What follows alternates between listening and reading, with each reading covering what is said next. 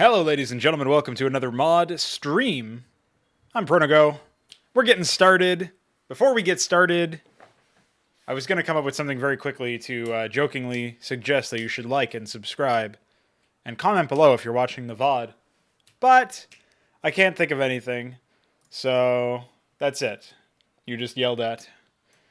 Content plug in the intro is my Black Mesa interview. I did so with Cat Food, who is a CSGO mapper and just a level designer in general. We had Sean Olson, who's a tool dev, Sean Kemp, who's a lead level designer, and Matt Young, who's a lead environmental artist. You can check that out on my second channel. Link is in the Cofficy on the Discord server, as well as if you just search up Semi-Pronago or whatever. I literally just dropped this like 5 minutes ago, so check it out. It's pretty cool, pretty banging. Gave me a new perspective on Black Mesa. I still don't necessarily have my opinions of the product changed, but it was interesting context to understand why some of the decisions were made. So we'll leave it at that for now. And of course, my restream chat has decided to kill itself, because why wouldn't it? You know? Why even live? Just gonna go ahead and turn off my Redmond. What's going on, Bailiffal? How you doing? Do it for Tony. There you go. Yes, there's a great risk coming very soon. Okay, it's people are asking, what is going to happen next? We've suffered the coronavirus. Well, there is an asteroid, or so scientists think. Little do they know that asteroid. It's just one of Tony's meatballs, and it's coming straight for us. And the only way to deflect it is with likes and subscriptions and comments and chat messages. That's the only way. I'm sorry, guys. I don't make the rules, but it's how it has to go.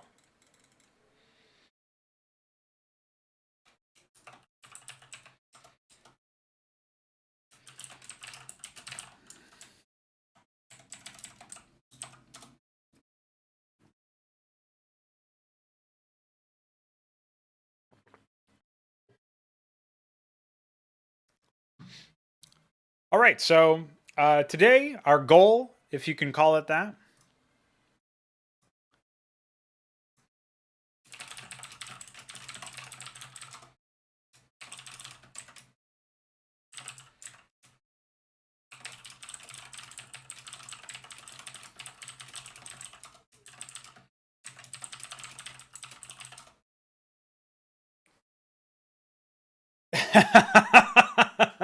yeah, dude.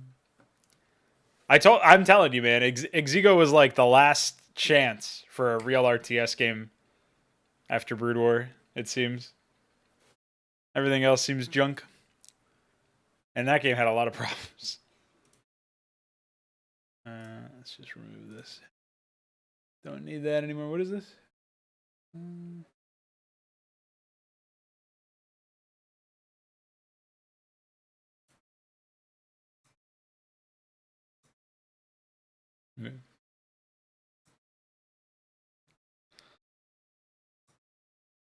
I don't know what the fuck. I pinged Veek to let him know that he's been tagged to do some work for fixing the desyncs, and he's like, "Oh, I'm in a match right now." Like he's playing a game or something. It's like I didn't mean you had to start right this fucking second. Like it's just funny. I just imagine him like, "Oh fuck, I gotta go right now, guys."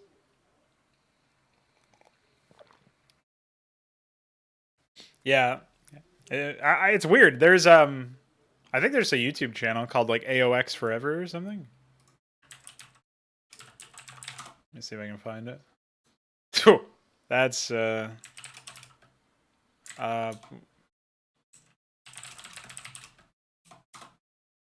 pretty spooky. Don't look at that. Oh shit. Dude, Jay Barino updated 7 days ago his Armies of Exigo playthrough. That's a weird one. Don't call it Warcraft's Unholy Child. I thought there was some AOX like they uploaded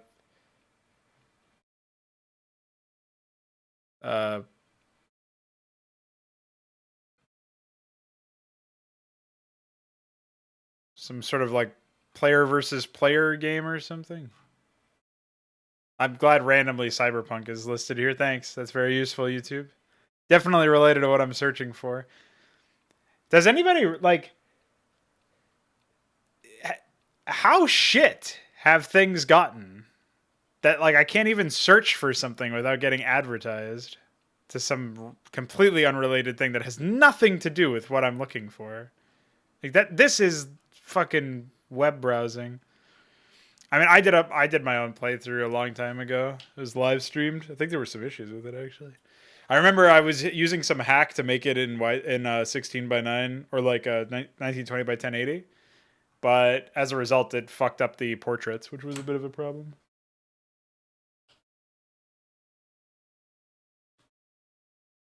No, there's some stupid RPG maps in Exigo as well. Yeah, but the underground areas are definitely an improvement. I forget what I was about to say earlier. I think I was just going to talk about my plan for the rest of the day or for this stream. So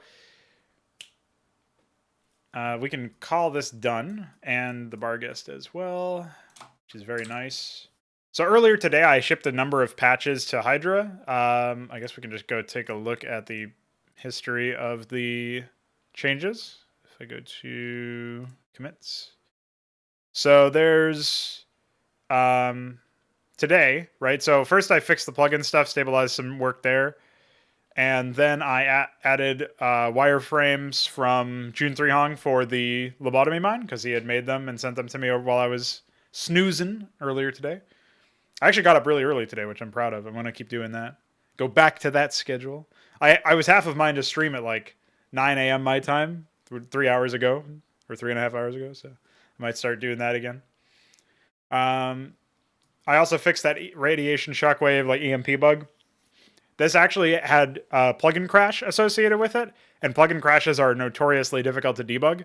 So the fact that we were able to sort of stumble upon fixing that was actually quite nice. So that's one less like really weird mid-game, late-game thing that could happen in the future that won't happen anymore, which is nice.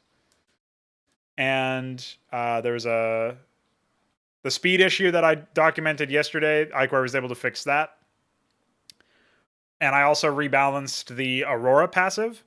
So the way that it works now is if I actually defined it in the website as well and revised the wording.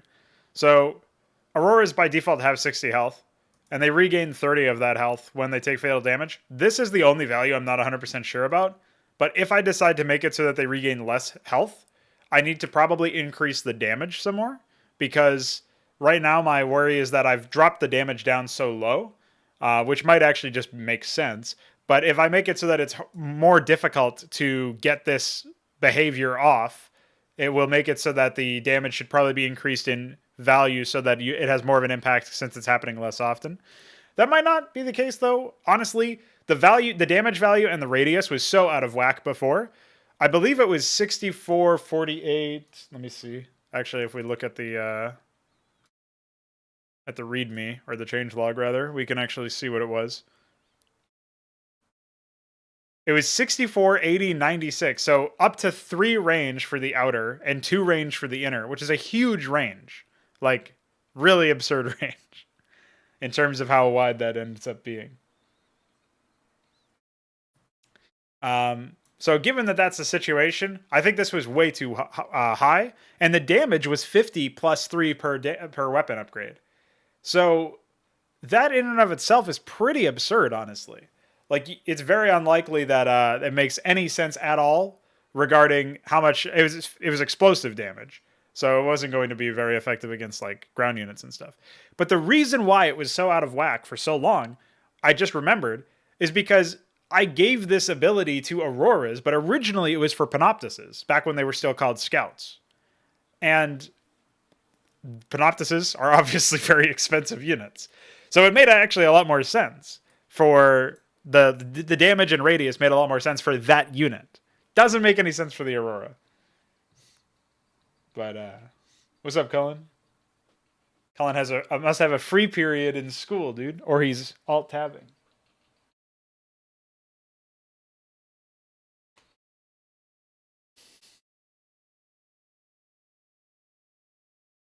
So yeah, I think that this will be a really good step in the right direction for Auroras, and if they end up feeling too weak after the fact, I can start to rebalance them either by making them a little bit more powerful, or I think the more likely reality is I'll just end up making them more spammable by dropping their mineral cost to 100, or something to that effect.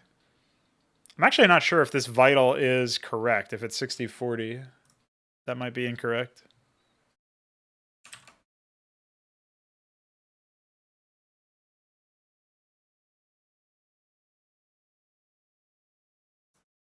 Oh, okay, it is. It's 5 with a 4 range. Oh, no wonder. Yeah, okay. Dude, this whole time the website was off and claimed that the weapon was 5 damage when it's actually, or it claimed it was 8 when it's 5. I think I decreased the damage but increased the attack speed. So that's something that I can take a look at here in weapons dat. Really happy that PyDat got a performance update recently. That's very nice.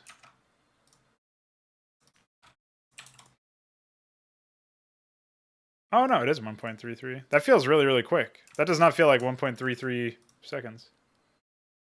There's not like errant code in GPTP that makes it so that they have absurd like attack speed buffs or something. What else is 1.33 for the attack? Maybe the Gorgoloth? Maybe the Vassal? Vassal says it's 1.33 here. What unit is the Vassal? Oh, I don't know.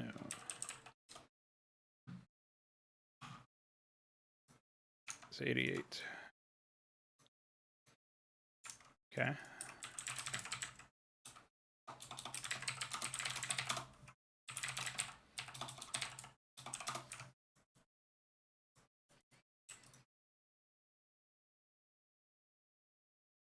Wow, that actually is 1.33. Floating 1 million, yeah, dude. What's up, Mutas Dozen? Proto should never be nerfed, they're not OP. Rows are pretty cheap. Yeah, so like that's the thing is I would rather push them in the sort of direction that I've got Wraiths in right now, where they deal a lot of like they deal limited damage, but you can spam them, and obviously when they're cloaked, they have that added little like survivability, power expression, and stuff. So.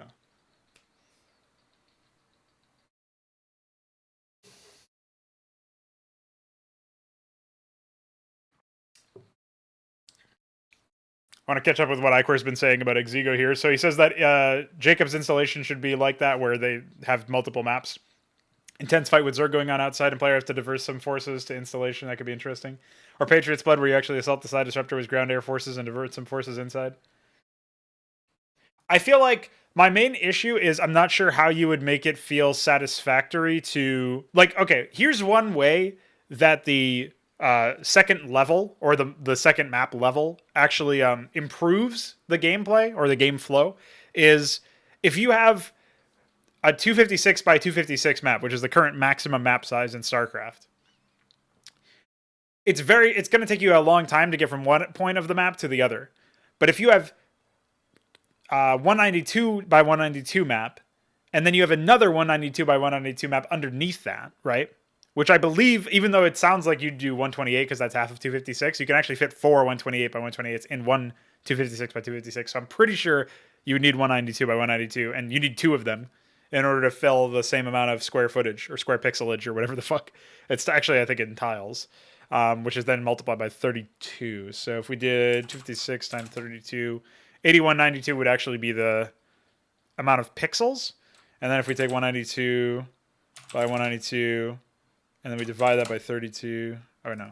What are we doing? 192. 192. 36. 864. And then, yeah. So if we divide this by 2, yeah, okay. So that's exactly what it is. So it's 2 192 by 192 maps. So if you have 2 of those maps stacked on top of each other, you actually have more, like, an easier way to go from, like, the first 192 by 192 map to the second 192 by 192 map. because if you can travel freely through like certain areas, like you've got staircases or whatever, right?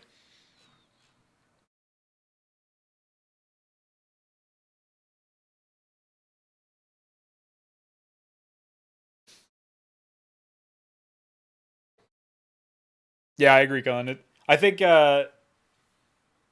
if I was going to make a change because they felt too weak or something, I would just make it so that you could build more of them per, like have a lower mineral cost or something. I'm actually not sure. The other thing I was thinking about is I think they have 2 supply cost. Oh no, I did change that already to 1. Okay, so we're good there. Yeah, so I just need to change the weapon to be 5 instead of 8.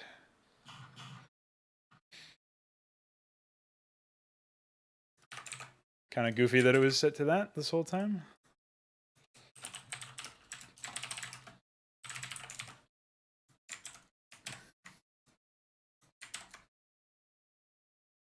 And We're Walking is from that really crazy campaign, Celestial Reverie.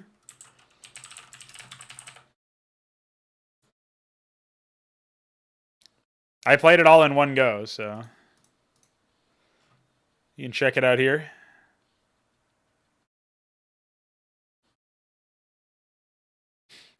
It had some pretty psychotic stuff. But it had one guy, he's the guy who was infested, and he just went, "Hey, guys," which was psychotic. I do miss flame knives. That campaign made me say, I miss flame knives. That's a real thing that happened. Actual lunacy. Alright, so we should be able to have the correct Aurora stats here. Yep, looks like it.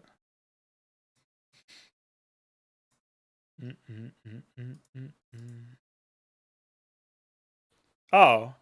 Hey, I think I figured out why Auroras have 5 instead of 8. It's because I forgot to give them a... I apparently recycled the weapon for both of them. Let me see if I can fix that. That was... So they were actually intended to have 8 this whole time. But I think at the damn attack speed that they're going at, that doesn't really make any sense, so... I don't know. Vassal weapon is supposed to be 65. Apparently. Pulse blaster. Yeah. And it's at 1.66. Okay.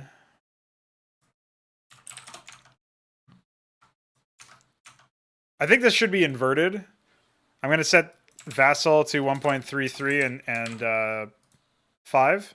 And then I'll set Aurora to 1.66 and 8. I think that makes a bit more sense. Well, 1.6, I guess.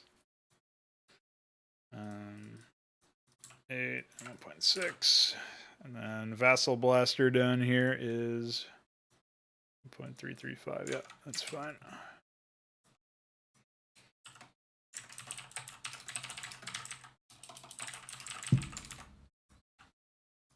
Okay.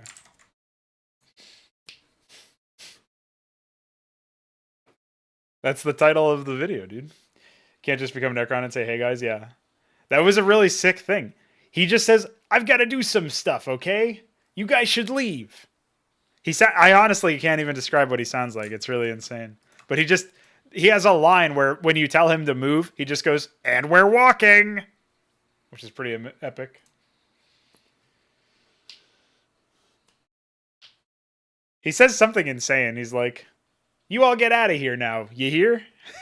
Like he's doing you a service. I really don't understand. That campaign was operating at a higher level, if you know what I mean. The goal was definitely to get high there. Holy shit.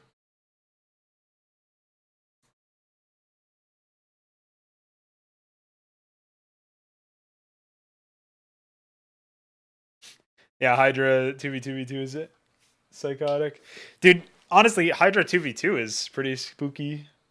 Even 3v3 is pretty spooky. Like, when you're up against that first Terran mission, if you don't actually play the game, the Zerg can kill you, which is pretty... I'm happy about that. I'll tell you that much.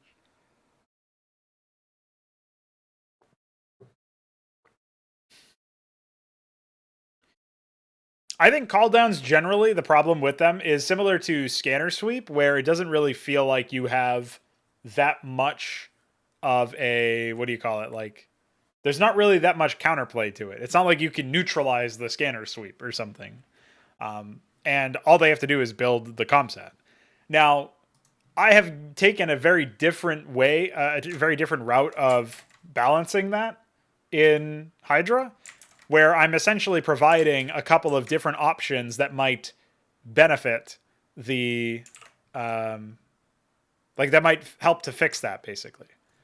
And so what that basically means is I'm giving the player a number of options for add-ons for the command center.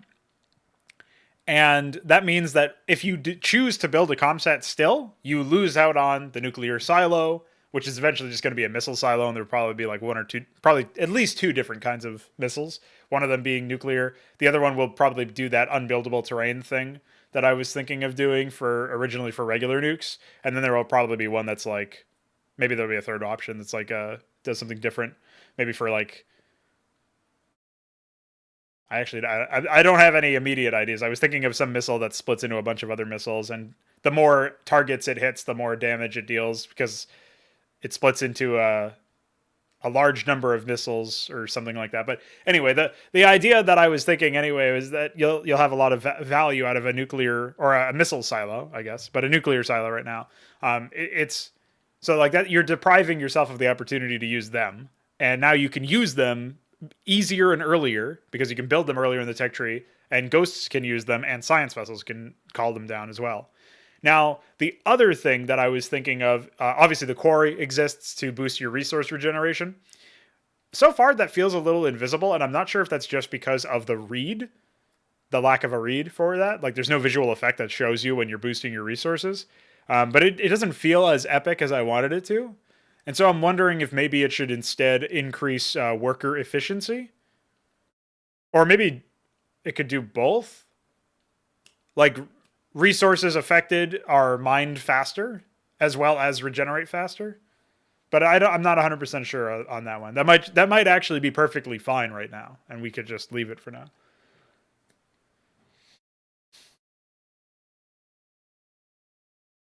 You can destroy the comsat separately from the command center. Yes. You can also deny it early on if you like, you're able to get a unit in the way. I think hostile units can't be displaced by add-ons. I'm not sure.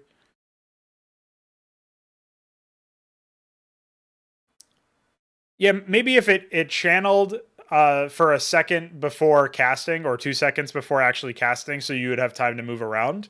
That way, it's like you still need a bit of a reaction time, right? Which I think is good. Looks like I can actually displace enemy units. Okay. Oh. Evacuate. Evacuate. Standard.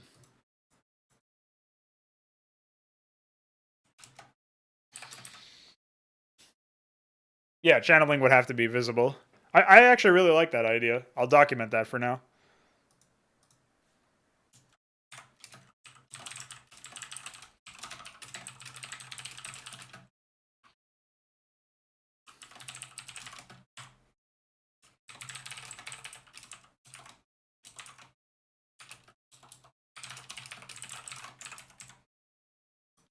Okay.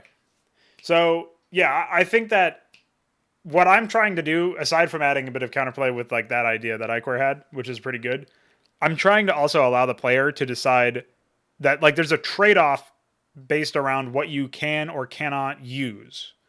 And you can't use scanner sweep if you're also using missiles. Like you need to build another command center or a treasury. The treasuries I expect to see a strong uptick in usage when we actually fix it so that humans can build stuff at those structures. Unfortunately, I basically have to create a button set and then hard code assign it. I've actually created the button set already for the treasury. It doesn't have the quarry, notably.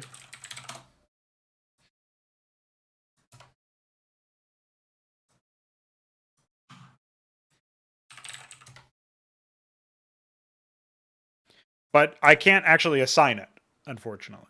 So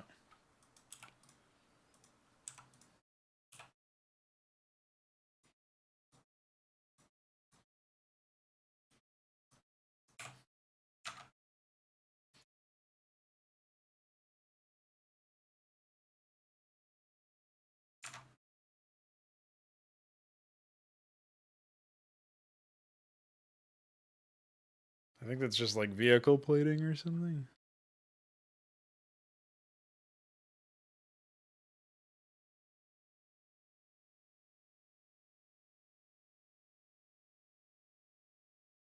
Yeah.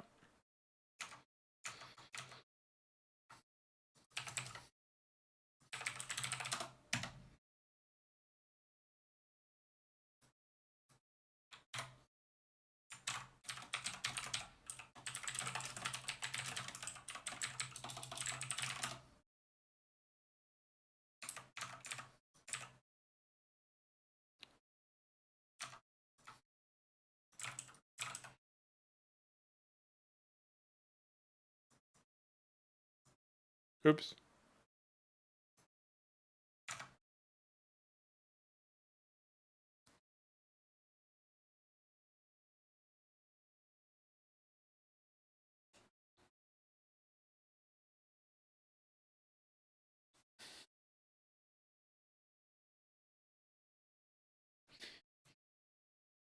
I mean, you still have like permanent detection fixtures, but ComSat never really sat right with me because it basically just meant that you it was essentially feast or famine. If you don't get a ComSat, you're fucked by cloaked units. If you do get a ComSat, cloaked units are completely ineffectual. So there was never really anything interesting that could happen there. The more interesting counterplay happened with arbiters because they basically turn every Protoss unit into a cloaked unit, which is pretty cool. I just didn't like how it was just so very binary in that respect, where you always had like either your cloaked unit does a lot of damage or it doesn't really do that much. It's killed on sight or whatever. I never was really a big fan of that.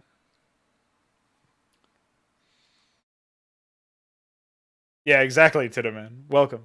Yeah, the idea is that if you can use Dark Templar to bait out comsats, your arbiters can basically just force the Terran player to play super defensively until they have vessels. And if you can stasis the vessels, even better, I guess. But you also mostly want to stasis tanks and stuff. I'm trying to think of what I wanted to tackle here.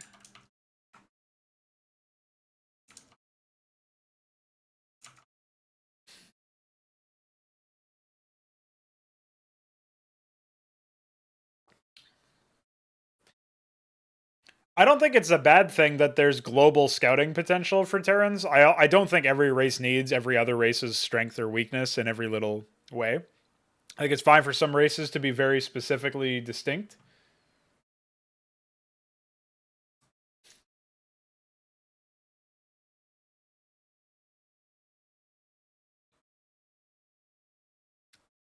Don't say that, Chalks. What's wrong with you?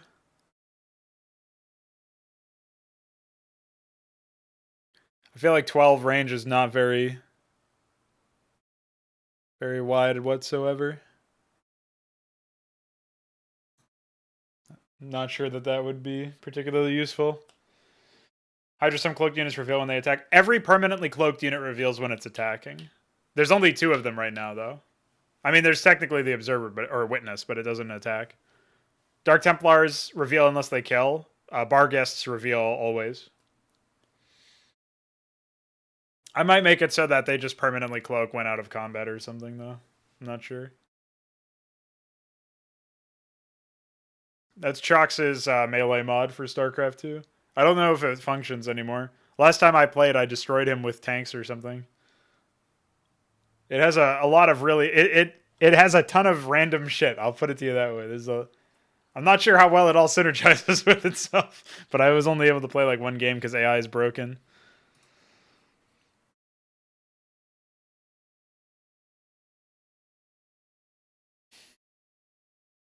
Yeah, that's unfortunately what I expected to hear. As far as the neutral structures and Overlord go, I mean, I've already planned on a couple of those myself. If I go to Acropolis's planning, I have some map objects.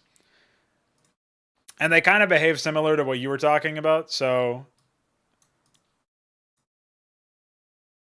object types are randomized on map start and their locations are selected at random from a preset list of coordinates. So basically the locations are specified but randomly sorted through. Objects are permanent, and upon taking fatal damage, they repair themselves over the course of a minute. Their type is changed once they are rebuilt. And that goes into like basically there's different kinds of things. As long as a player has complete control over an influence zone of 5 range around a map object, that object is owned by the nearby player and benefits their team.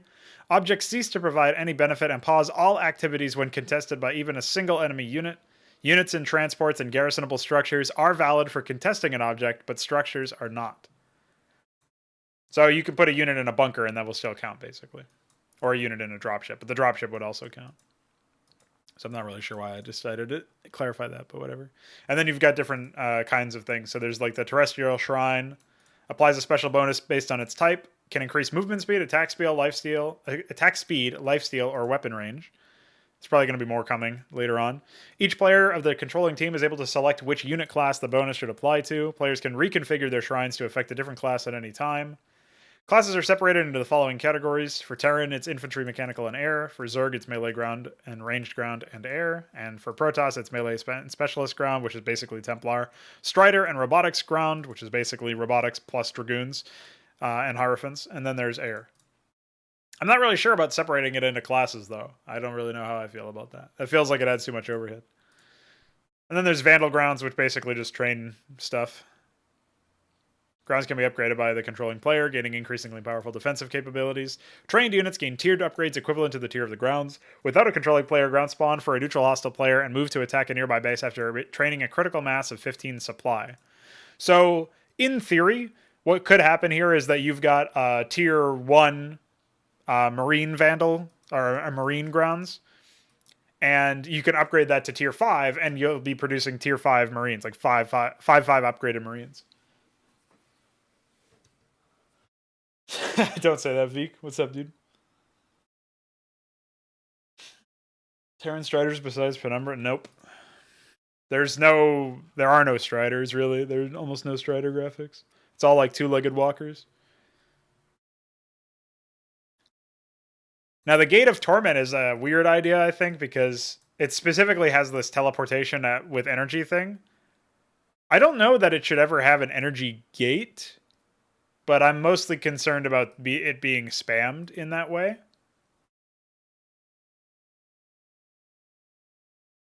I think maybe it'll rebuild after each teleport or something, which is technically like a 60-second cooldown, but it has the added gameplay effect of making it so that it changes the type.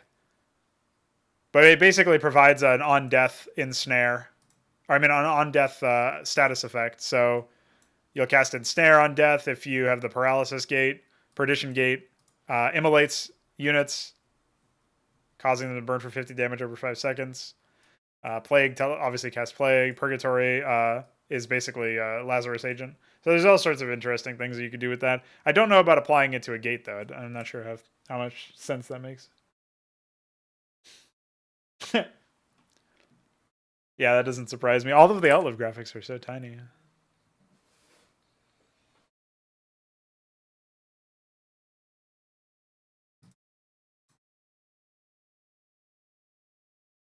Anyway, Iquare, do you have any idea about how I might be able to hard code set units button set? I feel like I should be able to do that in button sets, actually.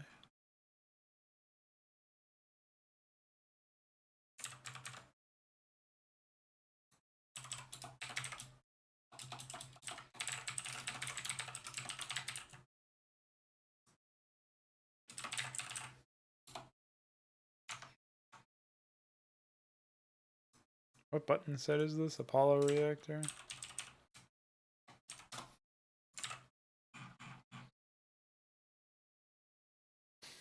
Mike cameo. Yeah, dude.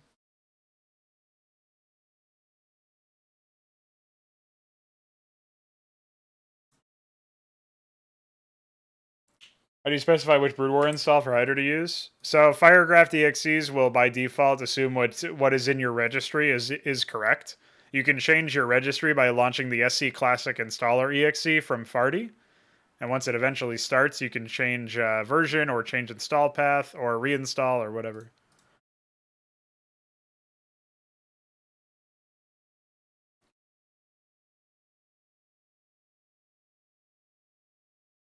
Do I remember which void units in Toddborn had voiding effect? Actually, I don't remember. I think it might have been the crows.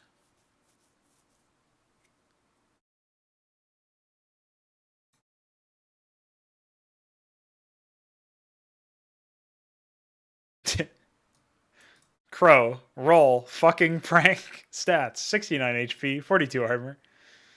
Behavior, on death, cause. Yeah, on death voids all non-heroic units within one range. That's the void car. Yeah, there's no reason to have multiple versions unless you're doing something that requires a very specific one. Yeah, you could just launch regular StarCraft instead of HYDRA.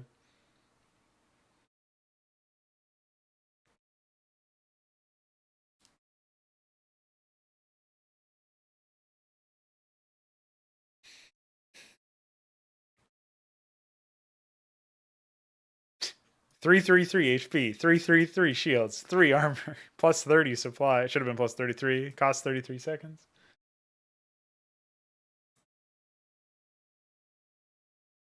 Dude, do you remember it when you'd activate the dog and Cullen would just start spazzing out? I still don't know why that fucking happens. You could just like activate the dog and attack, and then as soon as you do that, you just start fucking spazzing. There's like a high chance that it happens.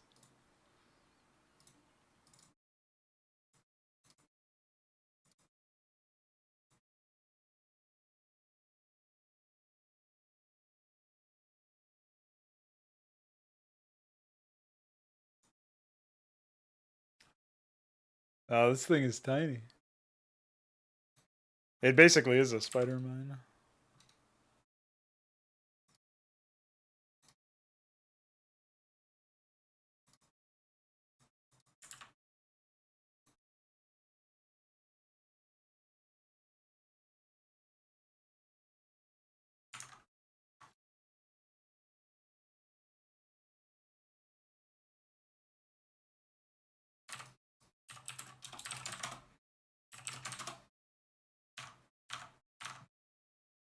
Why doesn't this work?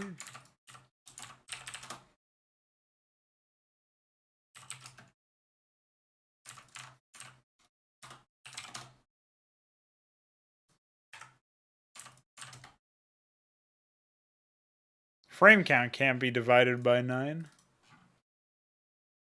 This must be because of this.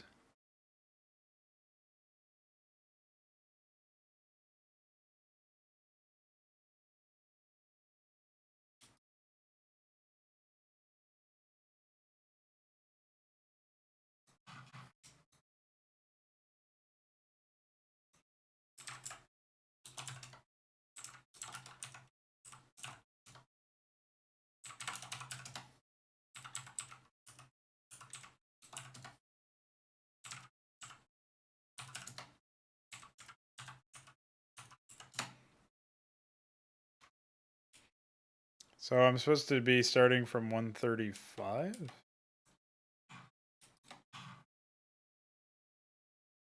I guess.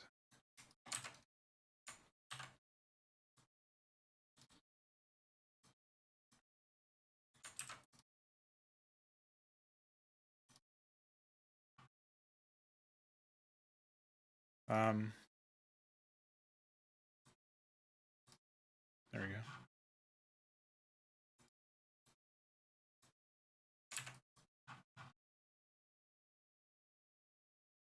What is this? It ends with 254.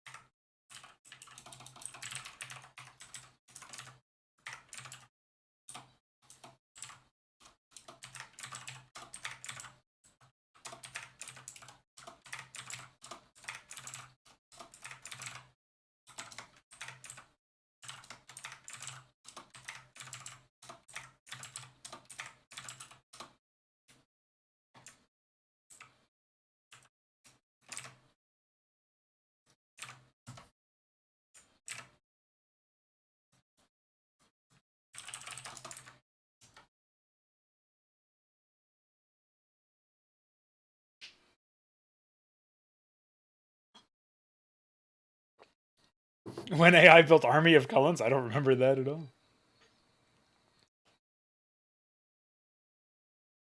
Melee Toddborn when? Dude, I want it. I want you to be able to pick Toddborn in Hydra, though. I want to see Hydra AI build swarms of anime. Just non-stop anime units. Or an Achmed AI that just spams fucking Achmechs and dogs. Although that unironically happened already in a map, but... Chox is working on a map that will take CSGO memes from Fraud Nights. And when that happens, he's going to prank us all.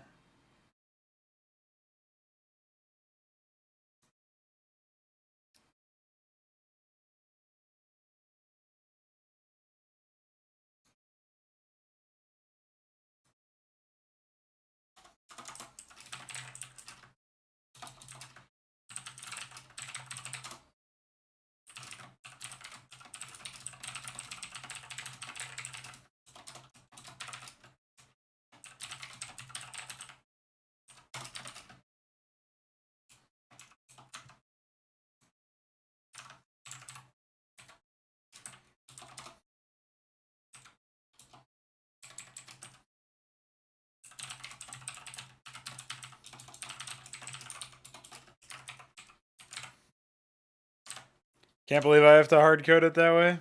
Fucking gross. Blech.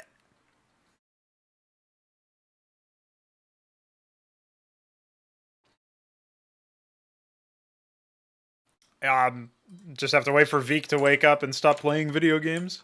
Noob! You can't play video games, dude. You gotta make them. Ha! What a dummy.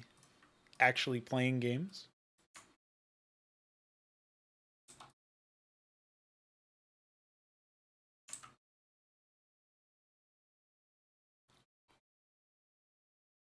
Oh, wait. Well. I should actually add the, Of course I don't have animations for a Magical Siege animation, dude. You'll be lucky if there even is one. I mean, there'll be some sort of read, but... what am I looking for? Oh, nice null armor there. Didn't work. The fuck, dude?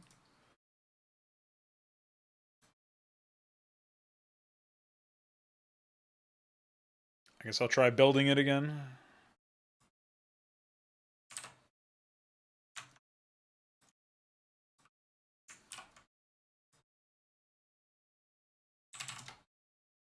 I mean, it's correct in here, so...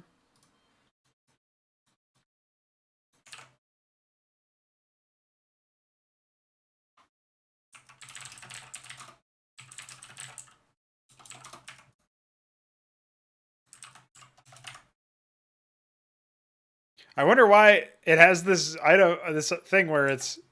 That only happens when it's fucking... what do you call it? Exactly, Milestone. Exactly.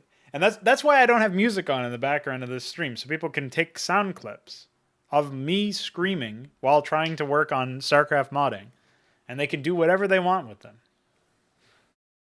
But yeah, Chalks, it doesn't look like setting the current button set worked, although it might just be because there is no fucking button set properly set up here.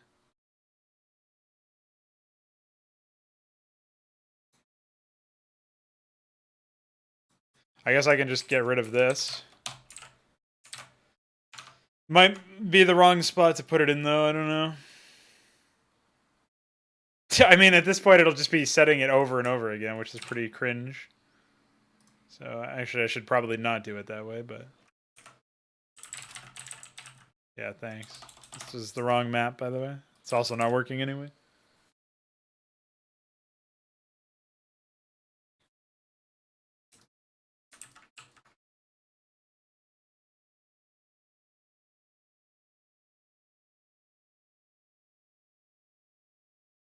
Yeah, I guess it would just be...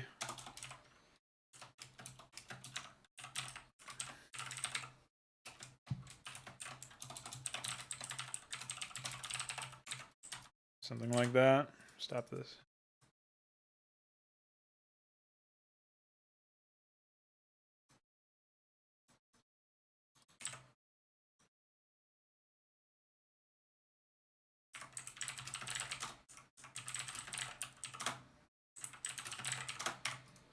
I appear incapable of typing for some reason.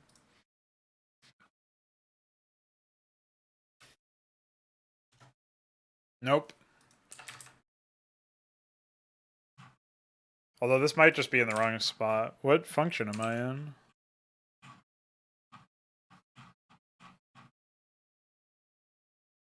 Yeah, this is looping in all visible units in the game.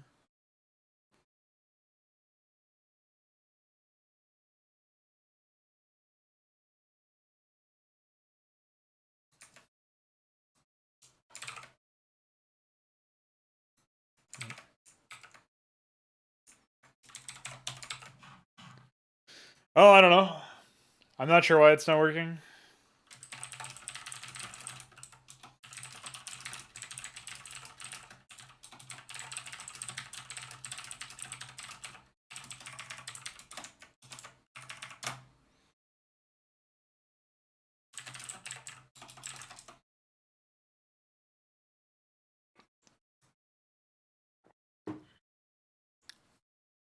I guess ideally I would also check to see if they have unit AI, but I think that would be more expensive than just running it over and over again.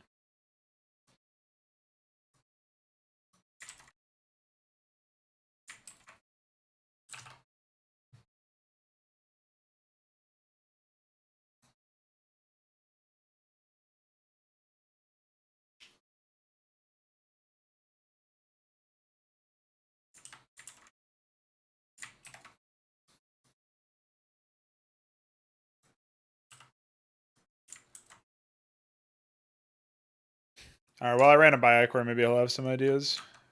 It's nothing immediate sticking out to me as being busted, but I'll also document this as one of the bugs I'd like to fix.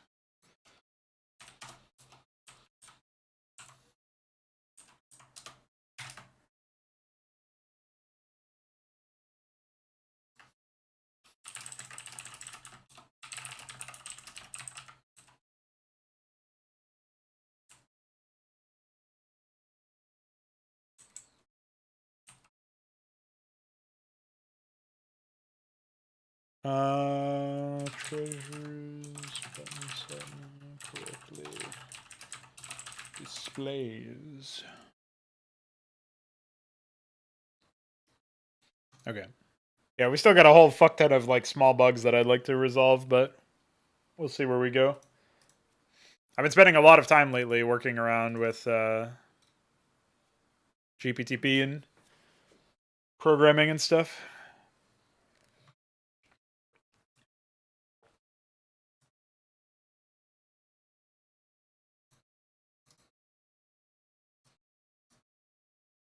Hey, that's the wrong file. Oops. Uh, Here it is.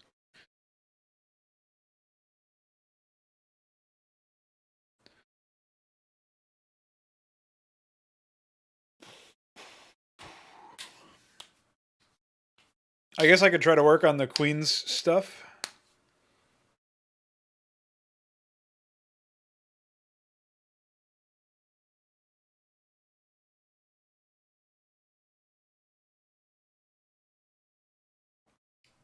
I'm not actually sure where I would check for units that are like creep spawned. I guess I could just do it in here, actually. Come to think of it.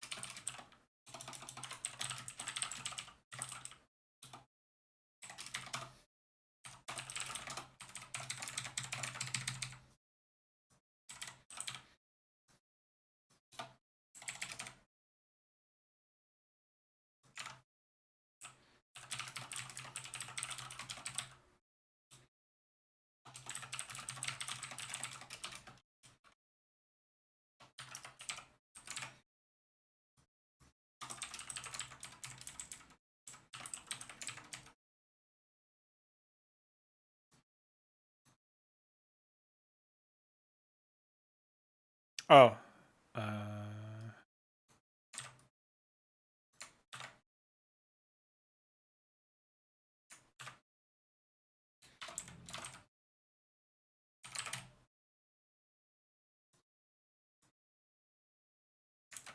Okay, I guess we'll try that.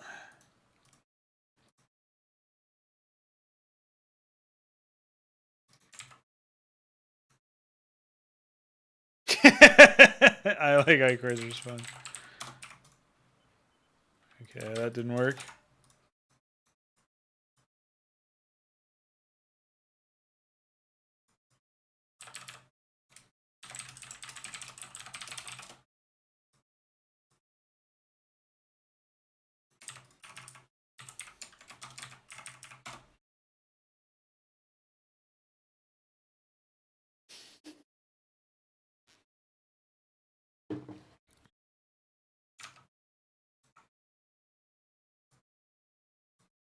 It certainly could become better, but unfortunately, there's so much of the game that relies on RNG.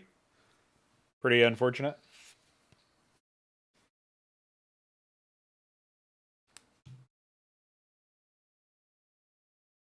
Like, I've been playing that Risk of Rain 2 game with my brother as well, and it has a lot of RNG on it, where it's just like a chance to stun or a chance to do whatever. And personally, I think it would be much better if you balanced the duration of a stun or the amount of damage from a certain status effect, and you scaled that up instead of the chance. I feel like that would be way better because then you can reliably know this is always going to be something that happens, right? So.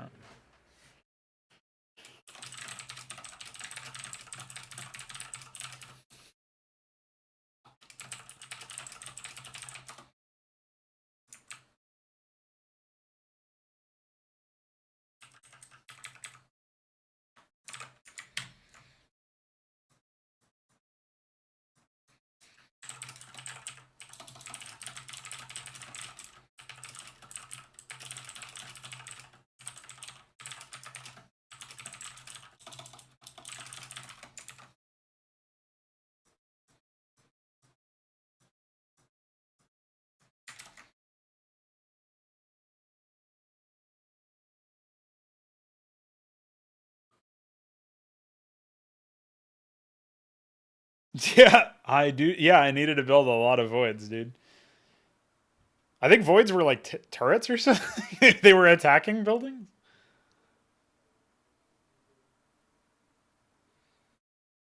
Yeah, stun stacks are also a good one. So it could be like if you didn't want to make every attack stun, it could be like every attack adds this one stack, and then you get this upgrade to it that makes it so that every attack adds two stacks, and then at whatever stacks, that's that would be way better. I think. Iquar, you know what that means in Warlords Battlecry 2 or 3 or whatever the game that had that. I think it was 2 and 3, maybe all of them, but at least 2 did. That means that I can actually void rush men. Get void rushed, idiot.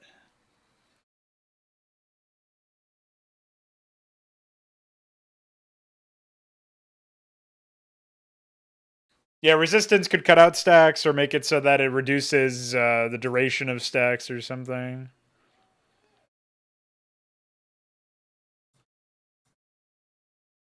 Instead of Viking, you avoiding. There you go. Well, in Chox's case, he's saying that it was every 100 or whatever, but I think that might have just been an example. What the fuck? If I alt scroll wheel, it goes back, and I can also go back and forward with it? I never knew that.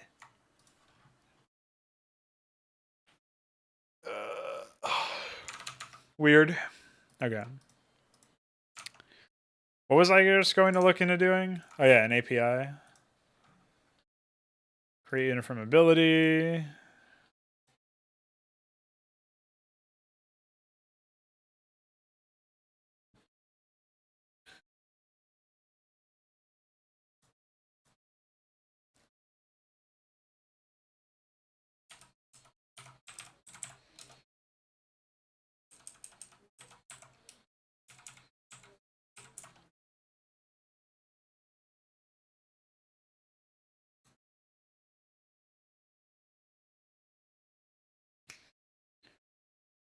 We need to use HYDRA Finder for this, I think.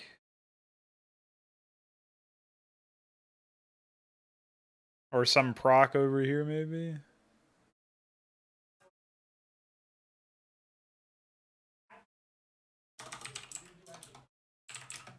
Is there a generic proc that I can use for, or a generic unit finder? Instead of having to make my own proc for it every single time? All I need to do is... Well, I guess I need my own proc, huh? Which kind of sucks. Where was, I think it was in weapon range or something?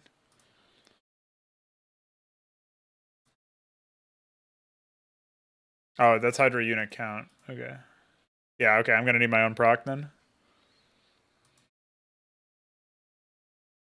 No, I need to add energy to them, so... They need to be done in a different way, unfortunately. Mm, mm, mm, mm.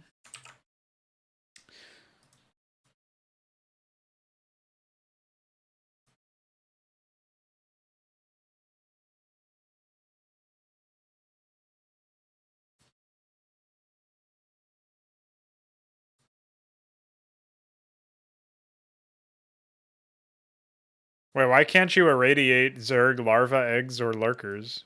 Or lurker eggs? This seems like we're gonna need to fix that at some point.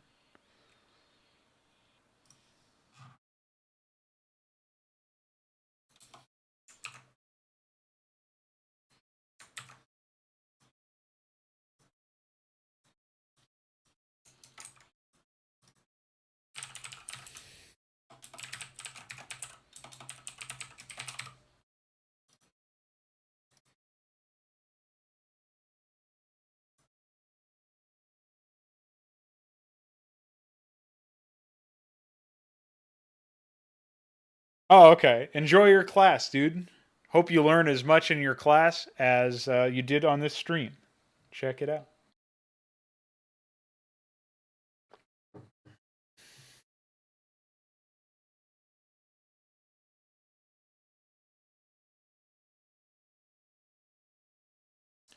Gaming Meiosis is the energy regen.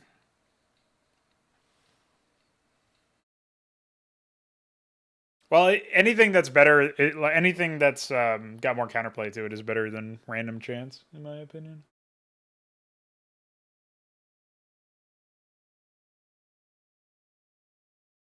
So what I need to do now is I need the...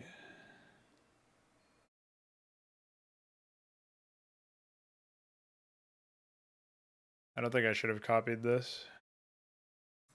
This is not a correct thing to look at.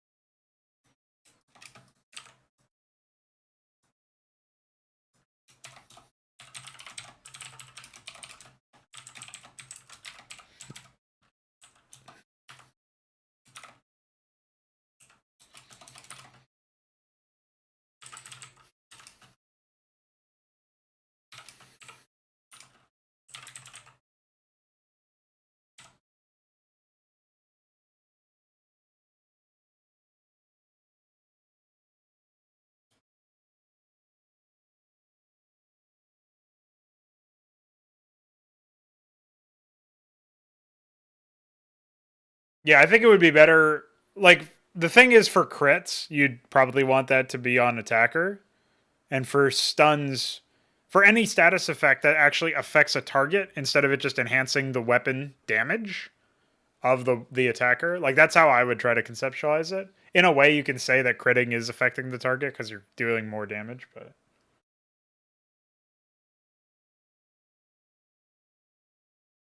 I just think that it's super easy to go into overhead with a system that involves like keeping track of how many shots a certain unit has had, especially if it's a spammable unit like what the brigands are in Overlord.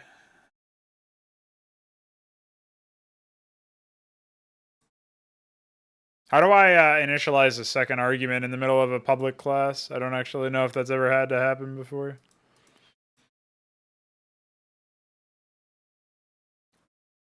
Do I have to do like...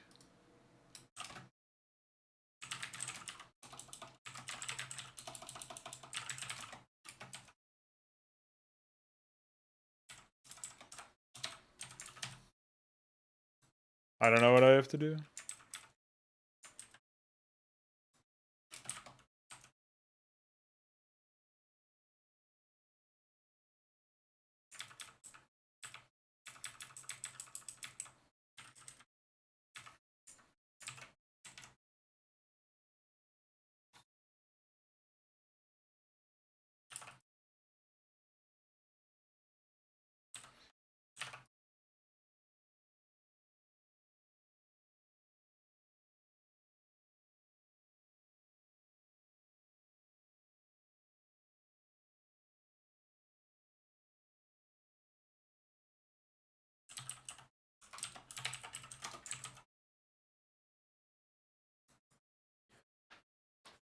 I'm actually not sure if this makes any sense. It's going to return the higher value here, so that probably doesn't make any sense. I think it should probably be standard min. And should be 5 times stacks, or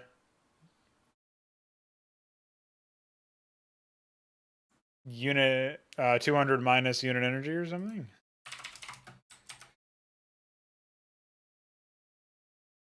$200 is the energy max.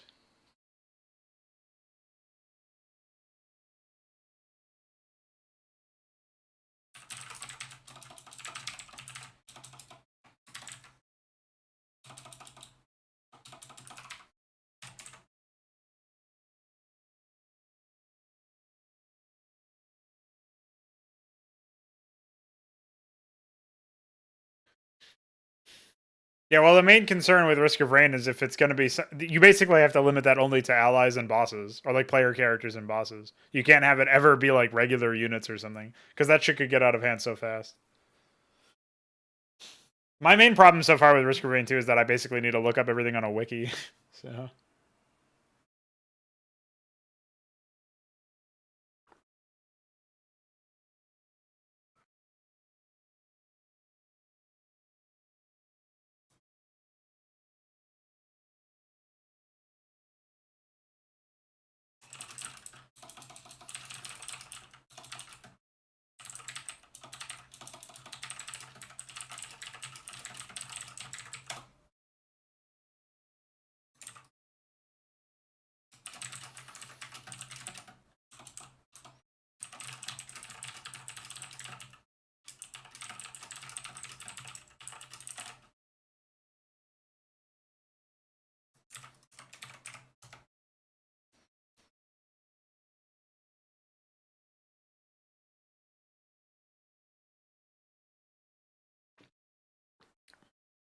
Well, I wouldn't. I don't like the manual aspect. Even if it was an in-game wiki, it would still be a wiki. You know what I mean?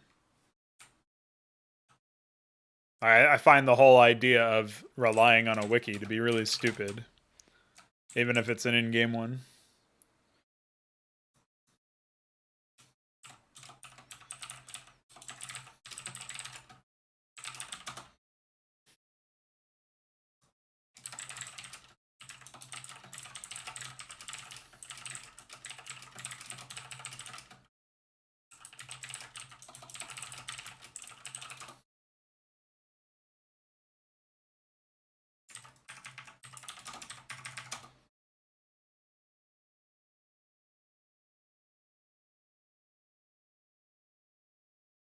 It's not nearly as procedurally generated as you might think from a roguelike. All that changes is like some enemies and bosses and stuff.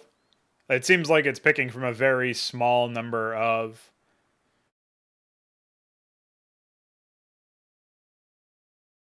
like it's randomizing from a very small number.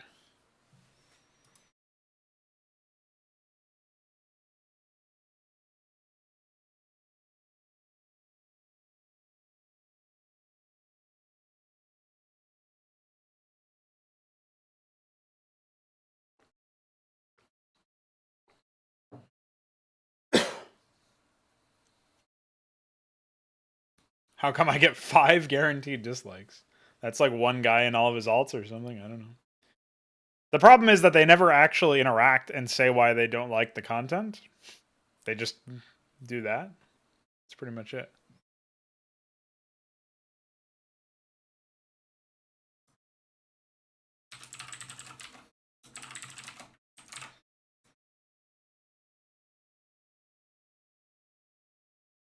Oh. So I had to do it that way.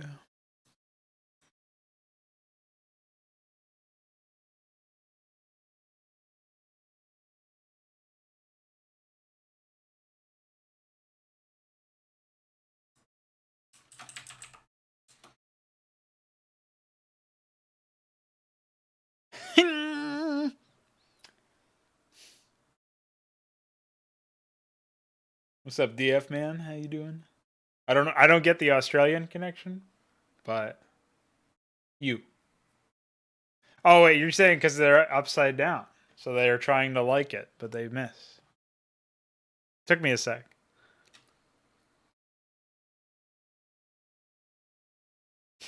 I remember that he had at least 5 alt accounts on the server. That's probably the number of Reddit accounts he's made as well.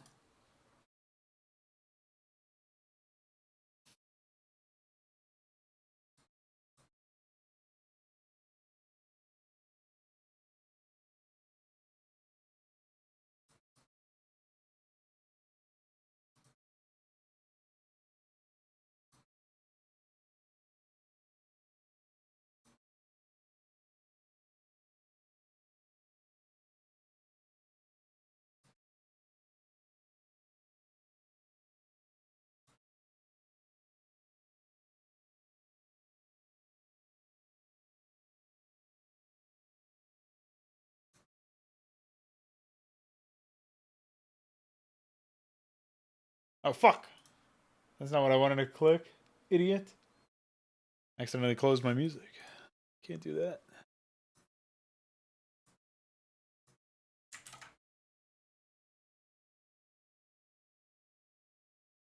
Status invincible. Yeah, I hope not. So I guess standard max is.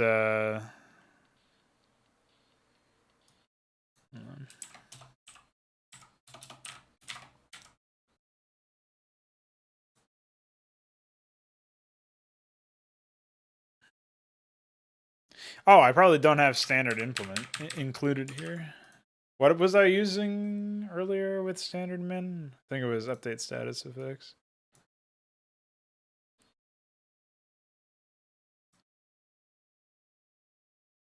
No, never mind. I have no idea why it wouldn't work. So we've got, what do we have in here for includes? Unifinder and API.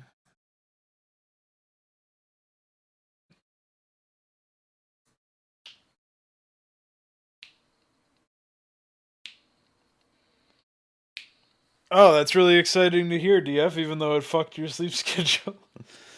Or fucked your sleep today, anyway. Cool stuff. I'm just surprised that nothing...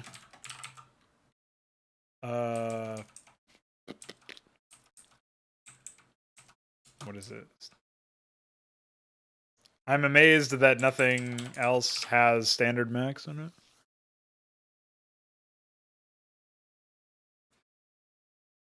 So hold on.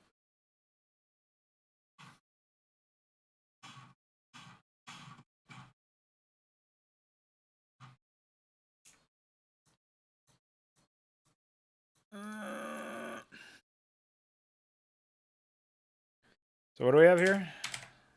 Where am I? Hello? There we go. So I have return smaller of left and right. This is part of utility. I don't fucking know.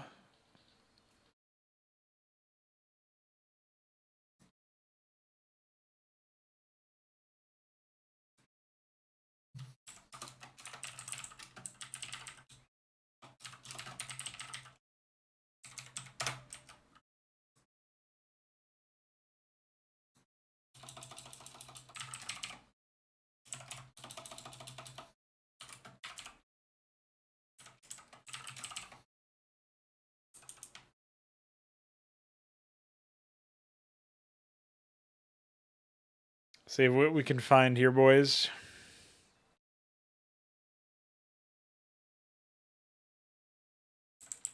Okay, it's finally here.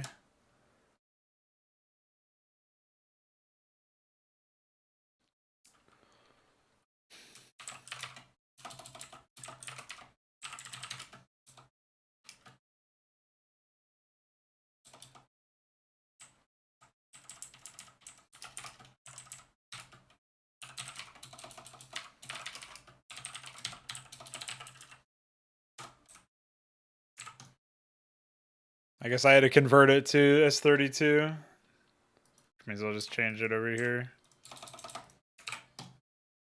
I don't know why it was like that in the first place, but whatever.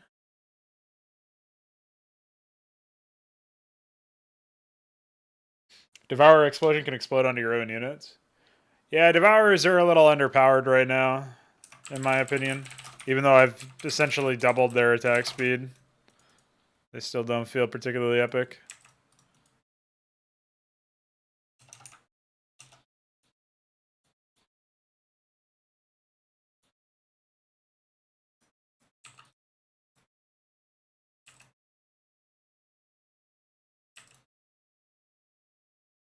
Oof.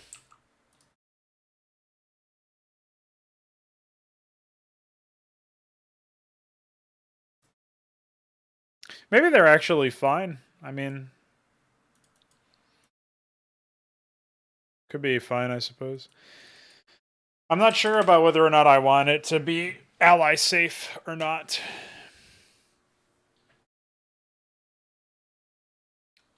Can't tell you for sure.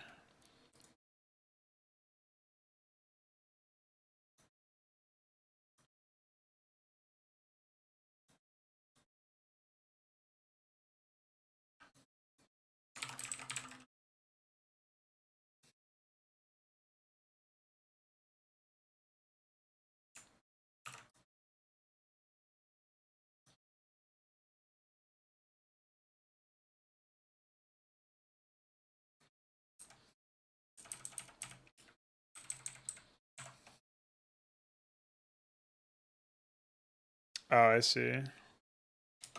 Oh, it looks like that math was already done for me down here.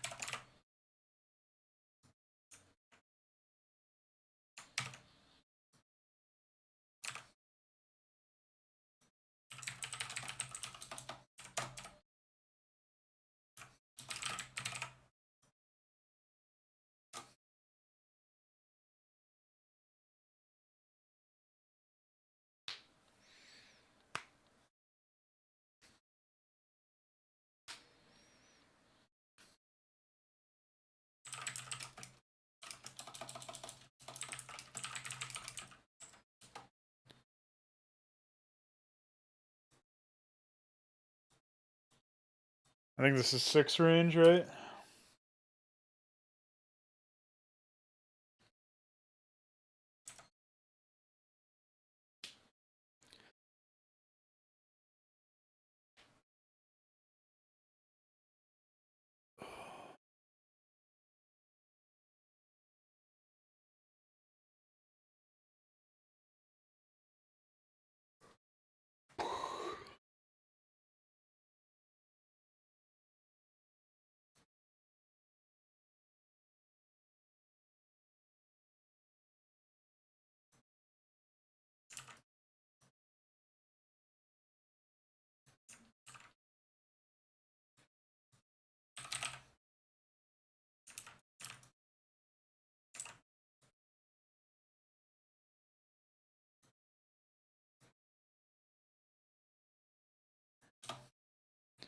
Well, the only problem is I'm not actually sure how to define the number of stacks.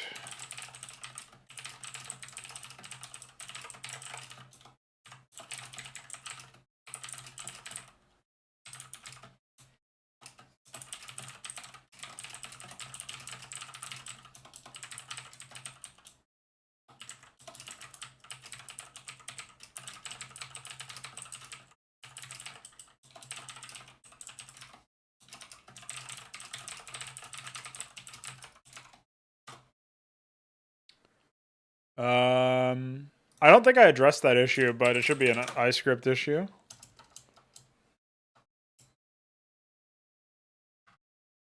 Like, if I had to guess, it's just because they don't have no break code start here.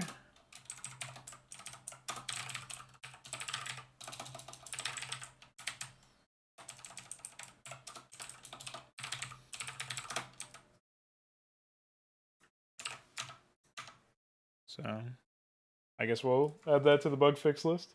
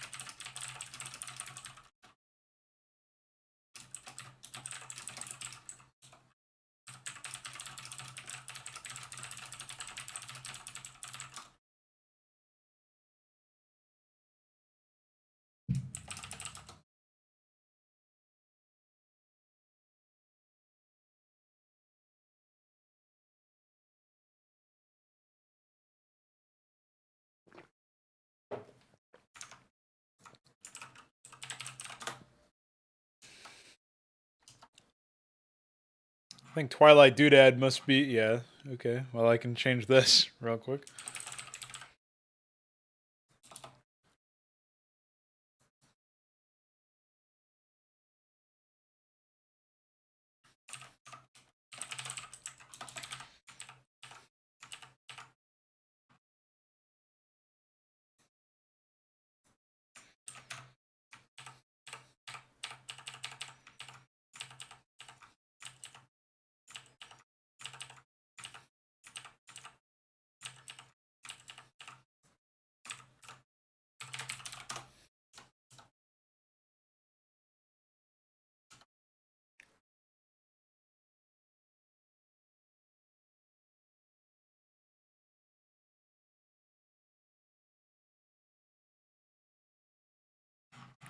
Honestly, my instinct was to assume that they don't have a no break. They have a no break code start in the middle of their walking animation or something, or their walking to idle or something like that. But they don't.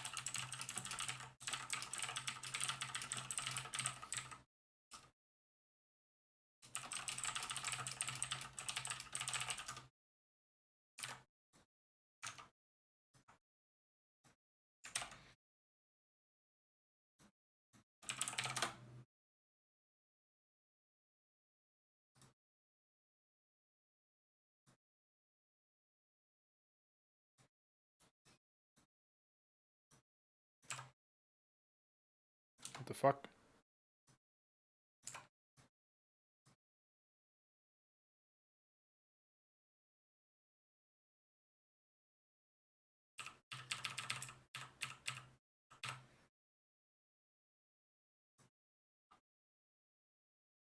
Oh, wait. That's not at all what I was trying to copy. That's funny.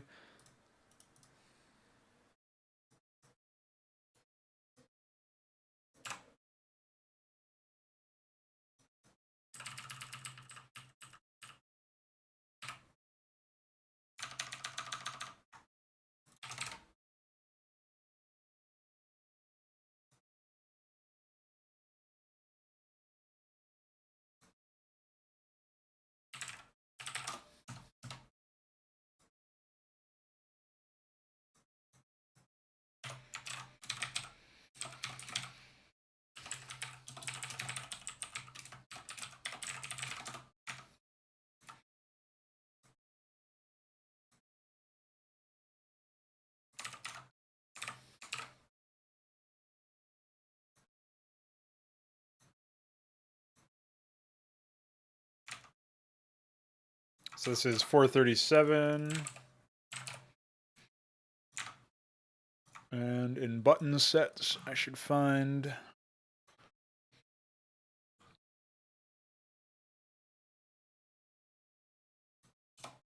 that.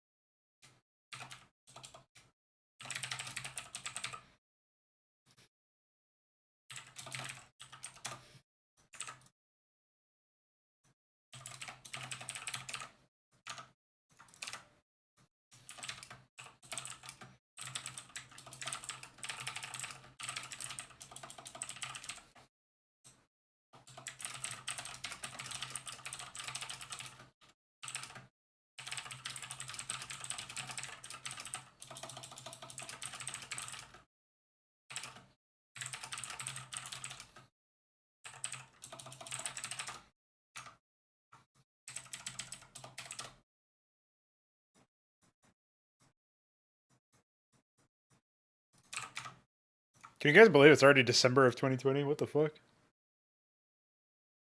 How's it happened?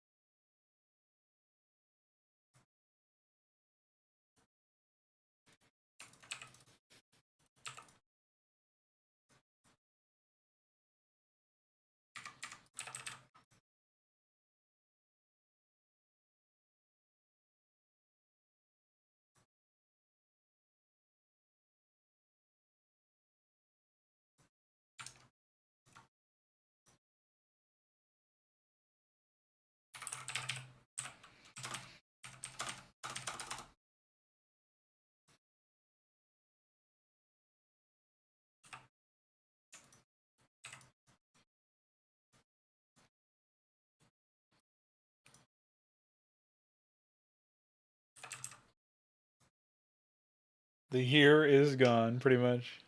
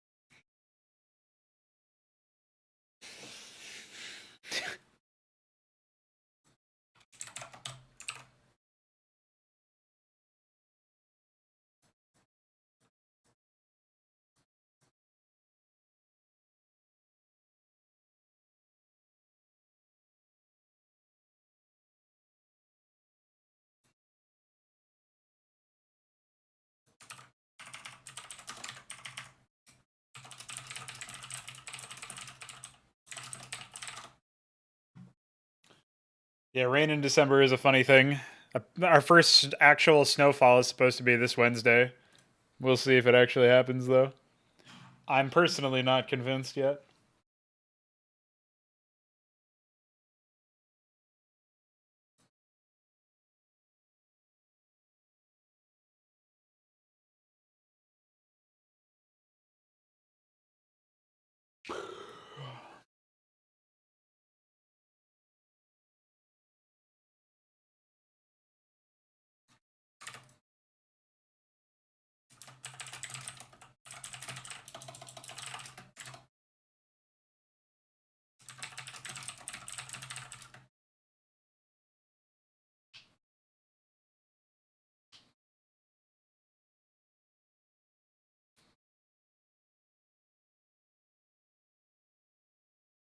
Cybercope.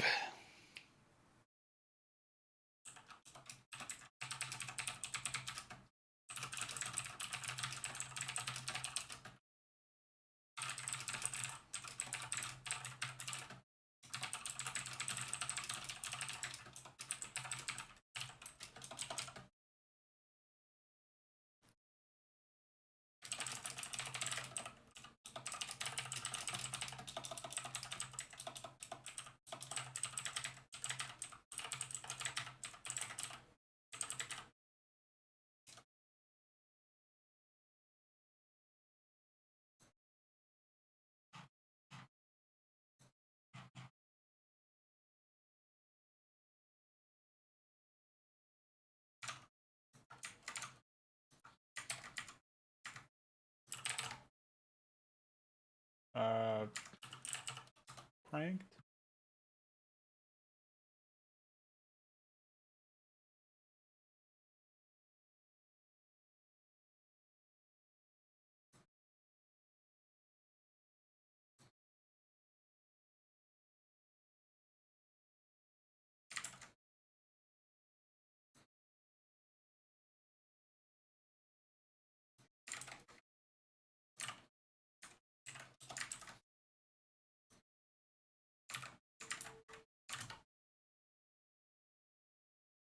Oh,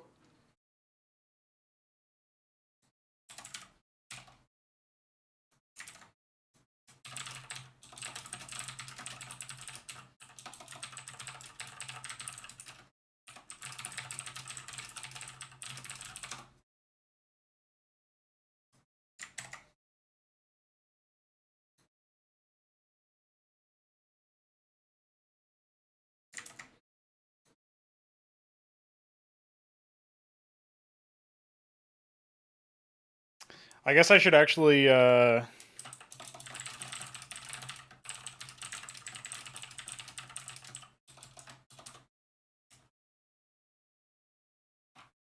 do you call it? Wait, they're medium? Is that even real? Am I just making shit up? I think I decided to change them to medium, but I don't know if that I actually did that.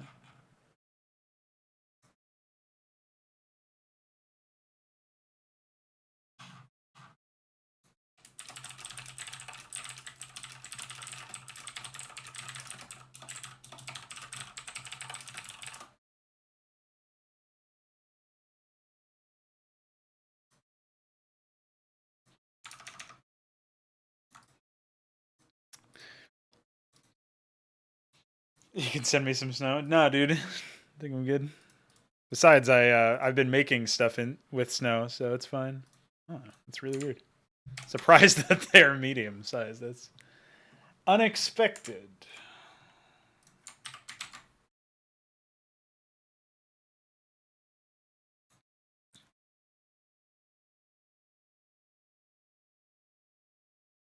HYDRA snow boys. I thought I was gonna get to some tile set editing today, but so far I've just been working on programming stuff. Whatever. That's fine too. Some programming, some balancing.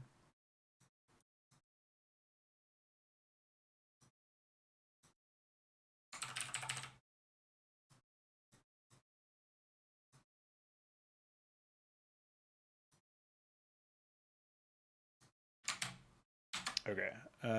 What am I doing now? I am documenting the changes to infestation.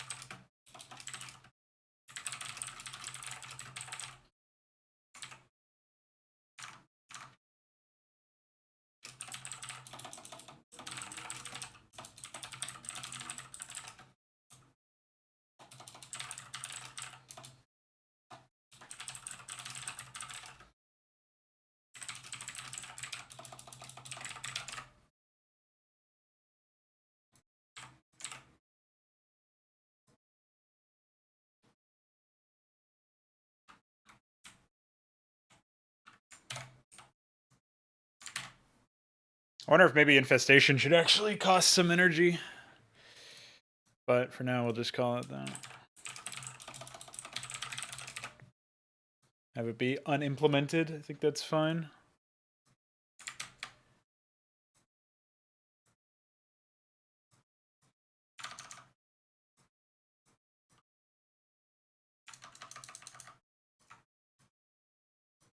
Still not really sure what's going on with gamete meiosis, but I'm pretty sure we're like, we're close to figuring out what the problem is. The only thing I can think of is maybe the range is somehow fucked up, but the range is 6 times 32, so like that seems right.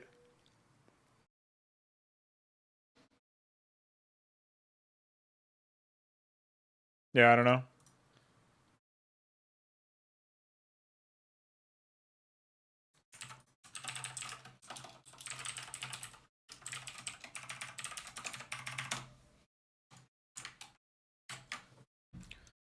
All right, so for now we'll call this. I actually forget what I just. Oh yeah, I modified the Aurora and Aurora and Vassal weapon stats. Add Queen. Gamete meiosis tooltip.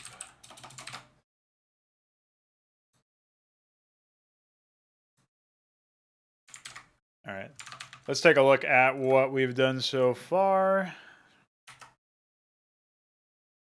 So infestation's not grayed out because it's not implemented yet, but I think this is a better description of what the ability is. And I like the fact that it works on any building, and that infested buildings switch allegiance and spread creep, so that there is still some utility in targeting other structures.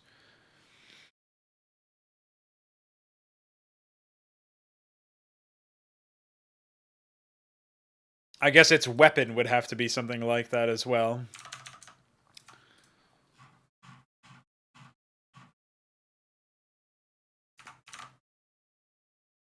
So I could define the what do you call it? The damage per tick or whatever. But yeah, so far it's just channels an infesting agent onto the target structure, dealing damage over time. When targeting structures below 33% life, which is 1/3, obviously, the queen infests the target, changing its allegiance and causing it to spread creep. Infested production structures spawn larvae. There's a little bit more to it than that. I didn't want to go into every single edge case, but infested town centers will still be returnable to, so you can still return resources to them. And infested Terran structures, or infested Terran production structures, will be able to train infested Terrans. Infested Protoss production structures will be able to train infested Templar. Maybe I'll expand that out so that you can have one infested air, mech, and ground unit or something. I don't know. But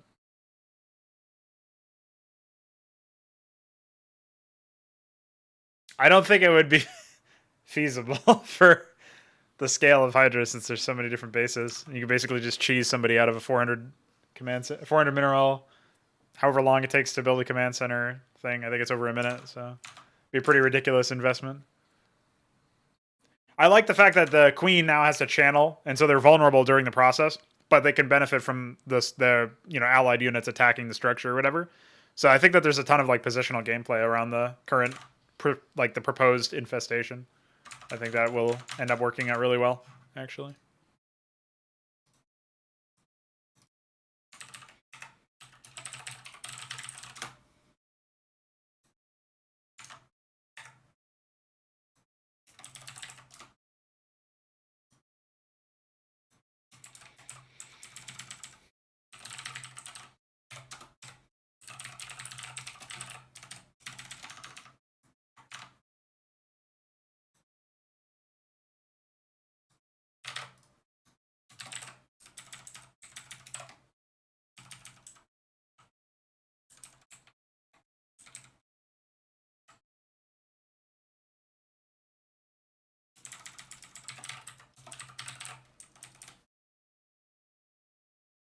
Yeah. Agreed.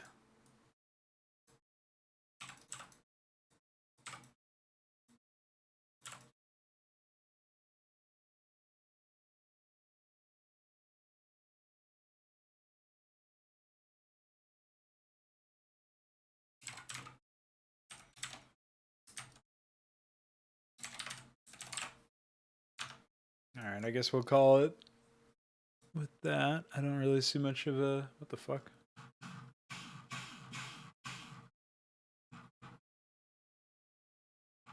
Doesn't help that I've literally got every single fucking file open. There you go.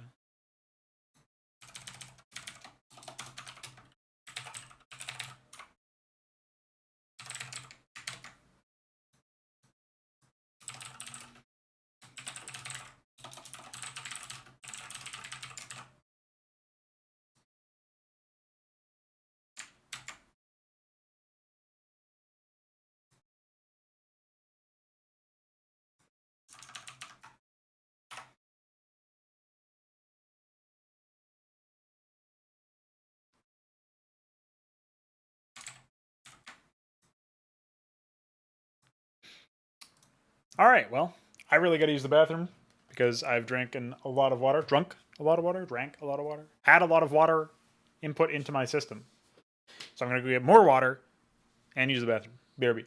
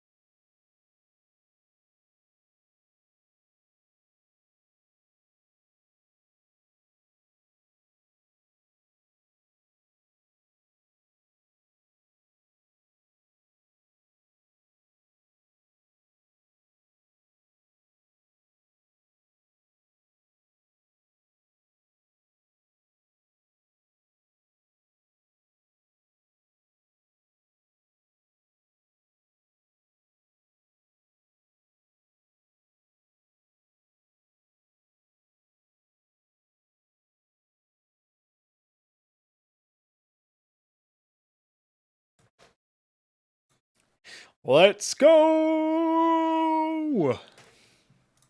Back to work. You know what I mean?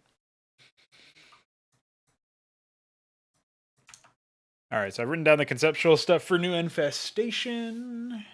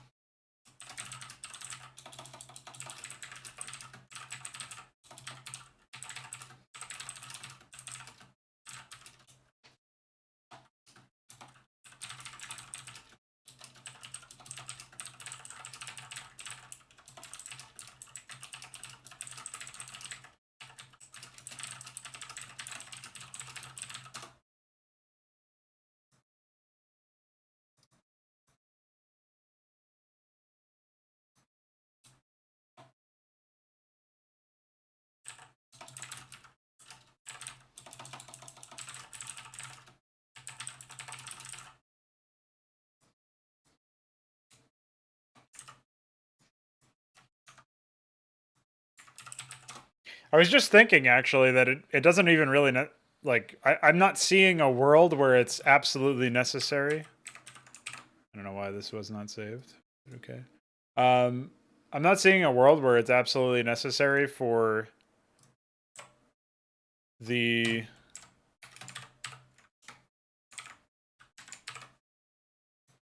infestitarians to exist in the first place. What did I even change here?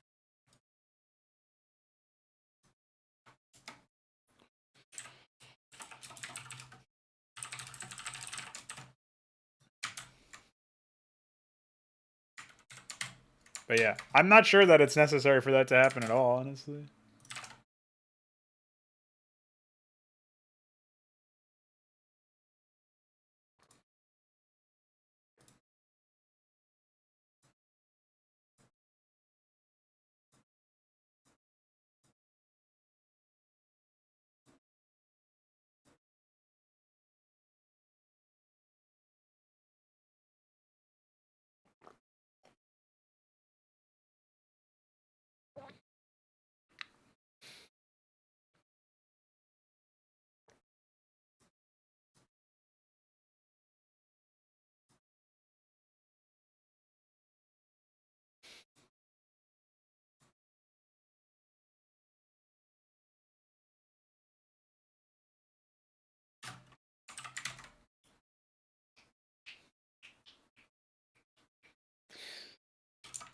All right. So, question is, what are we doing next? I think we would just go whole hog here, and I was kind of thinking of throwing broodlings and broodleths over to the swarm section. I'm not really seeing much of a reason for queens or for them to be with the control area. TBH.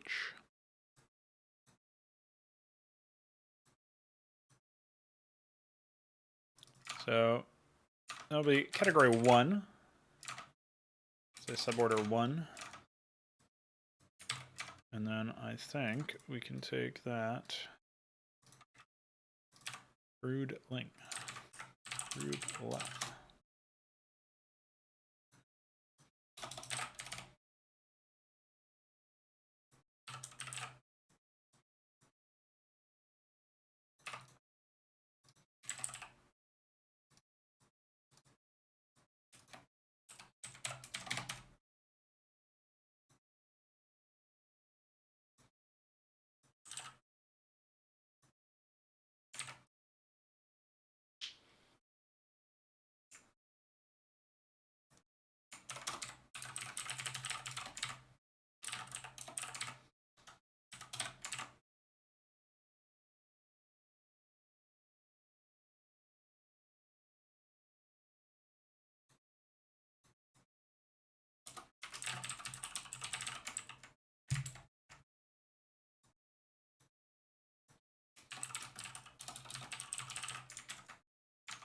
And then I just need to make a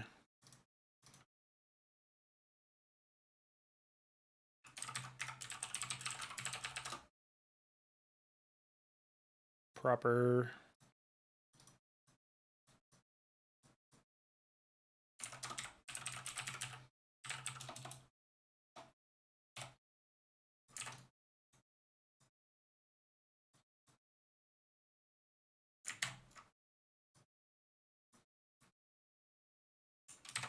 weapon entry for them.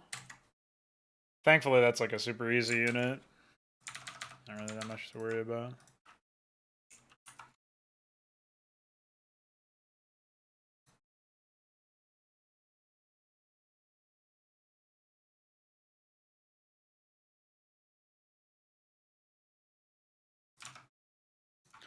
I guess I could give them their own version of that so that it says broodleth instead of broodlings.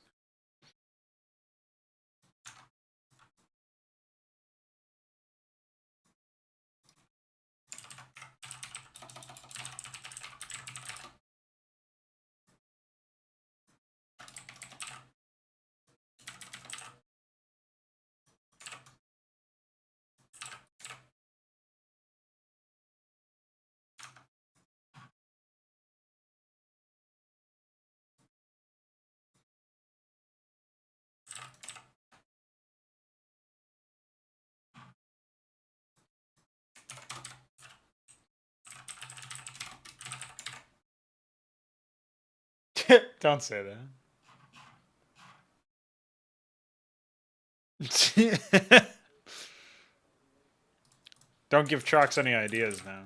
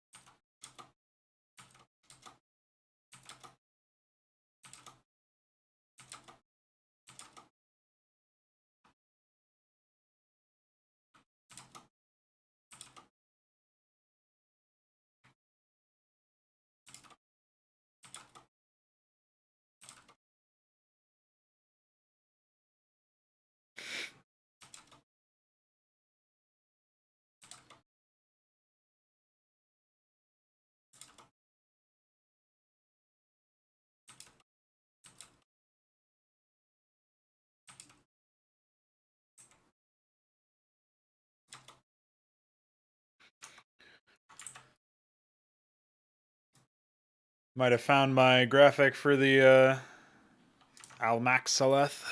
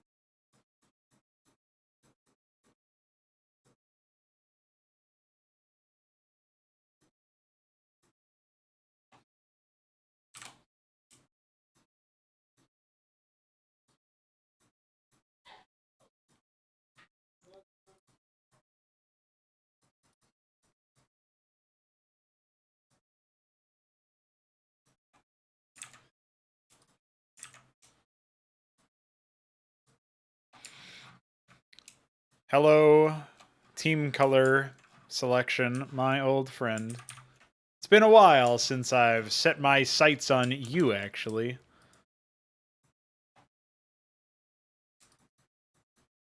We back, baby.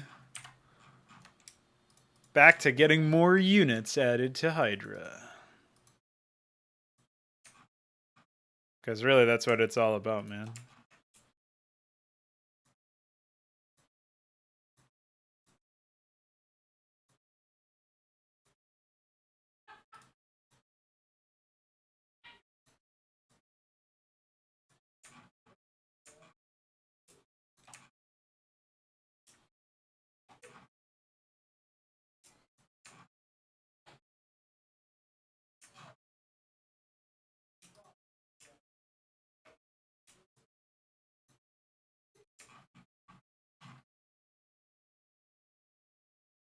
What do you mean?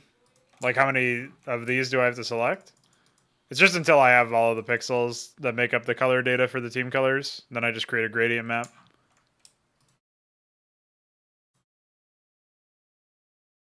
It takes a while to get them all, though. And there's always, like, some that I missed.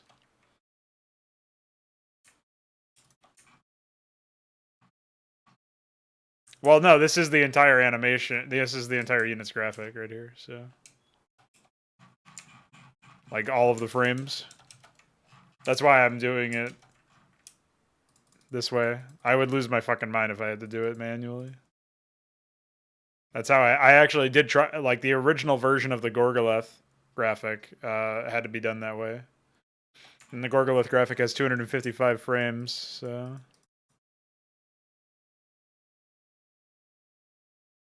The new one has the same number of frames, but at least I was able to automate a lot of that shit.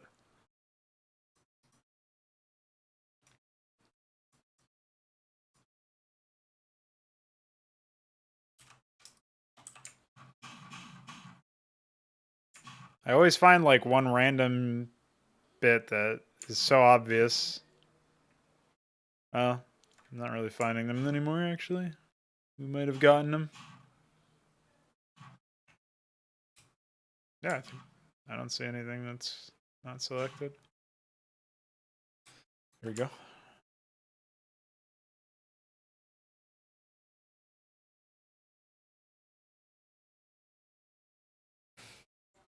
Yeah, what the fuck is that? Don't show me that.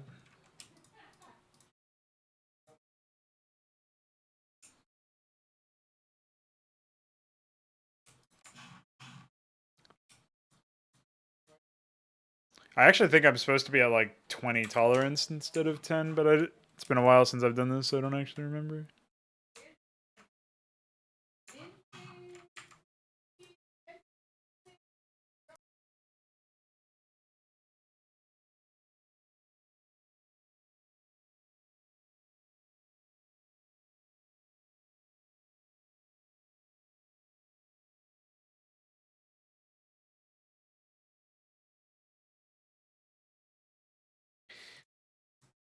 Sorry about that. Random shouting inside my door.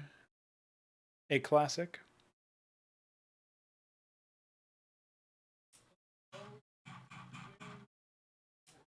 Yeah, I've got no idea why this takes so long. I feel like I've selected so many of these over and over again. That's the deal when you go from like 8 billion colors to 256 colors. Need to make some fucking sacrifices.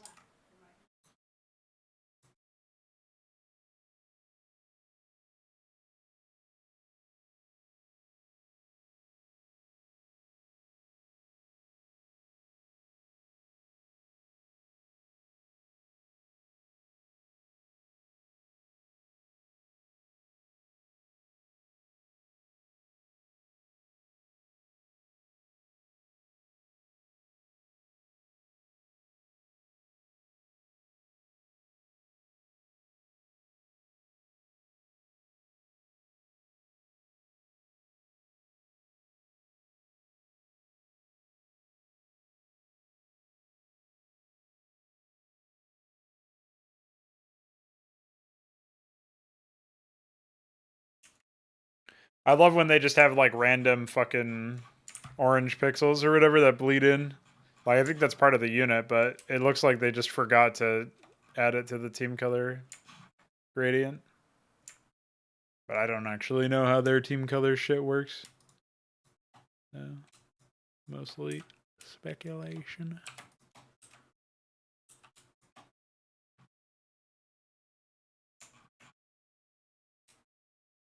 So yeah, after the first pass that I do of this, where I feel like I've gotten most of the initial junk, I go back over it after the fact.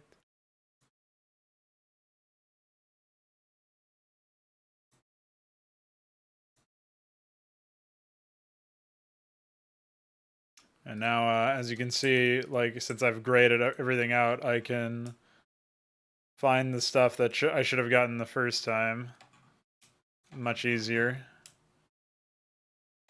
And we basically just refine until we don't see anything that I need to replace the color of.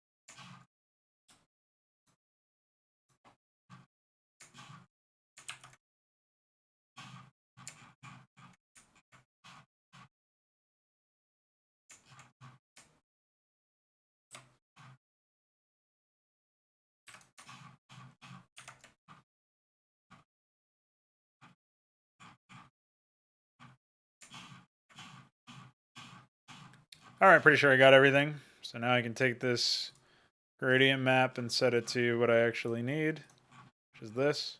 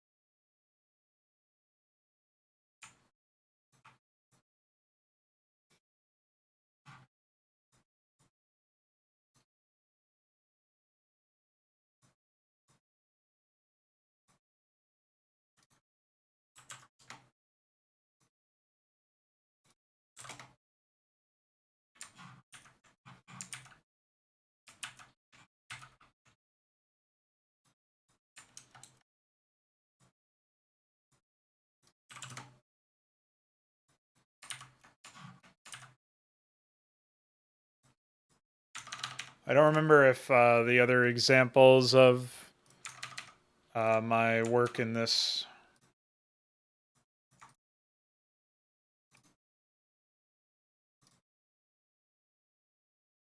Okay, the curves are underneath the gradient map, it looks like.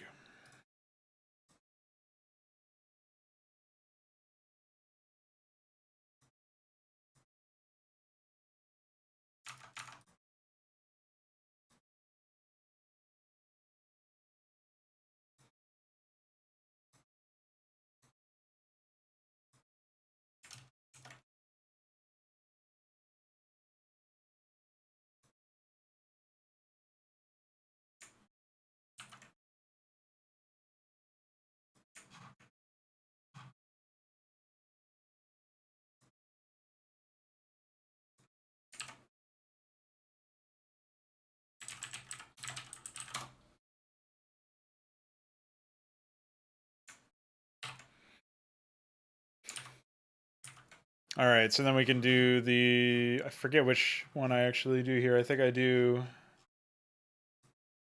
index.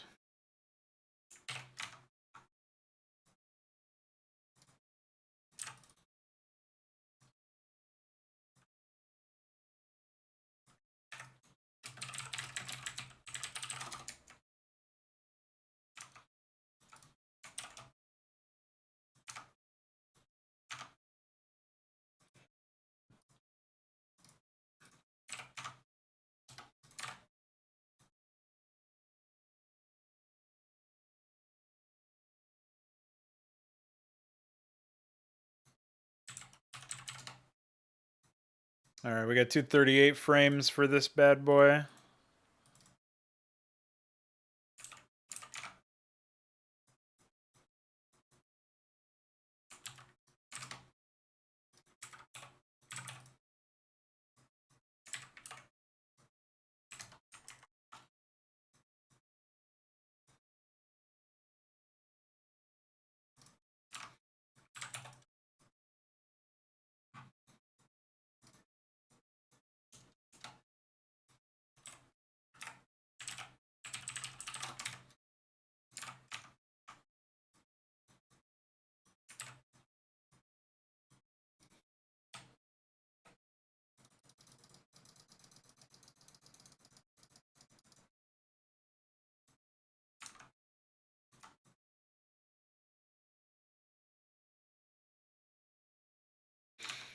I'm not sure about making more from basilisks or not, but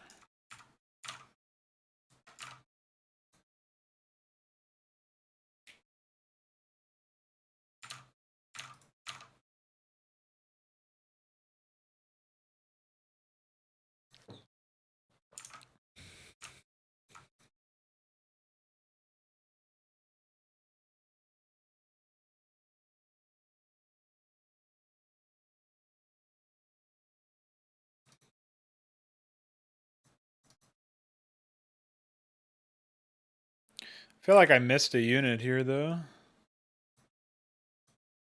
Oh no, space butter is what I'm thinking of. Never mind.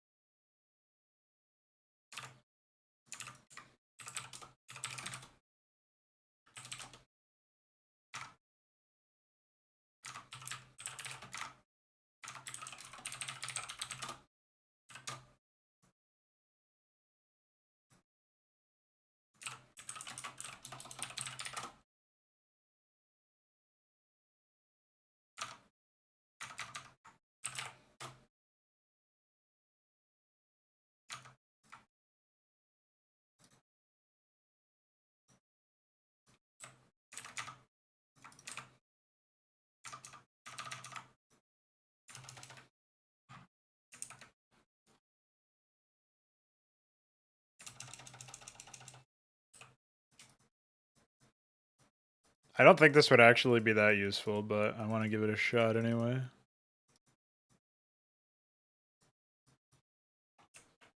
Just on the off chance, of course.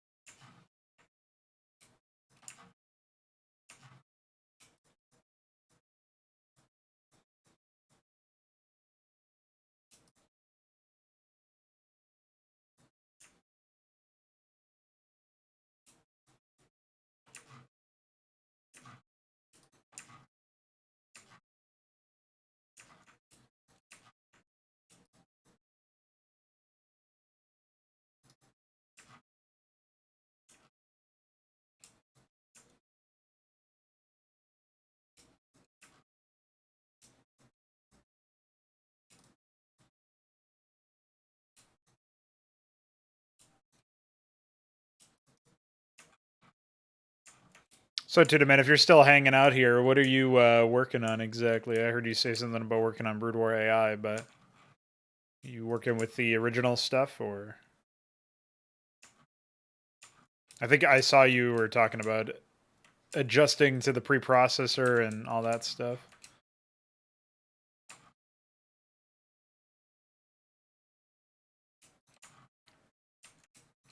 Which is obviously a bit different, as you likely already noticed.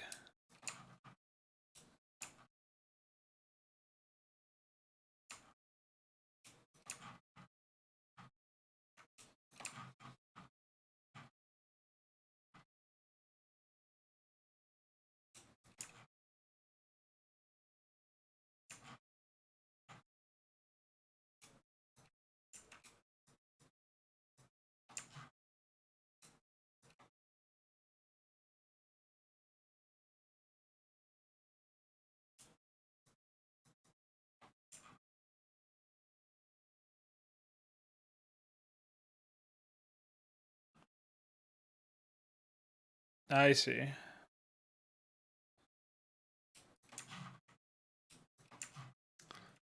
Feel like I never really properly grasped pointers as well as I should have for the amount of work that I do with them.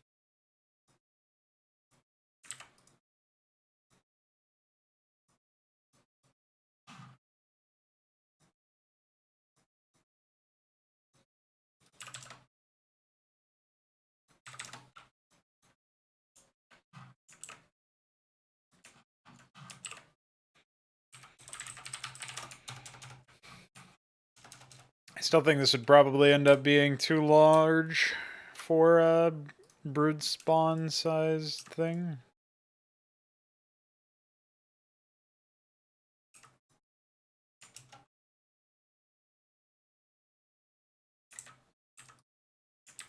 Oh, wait, what?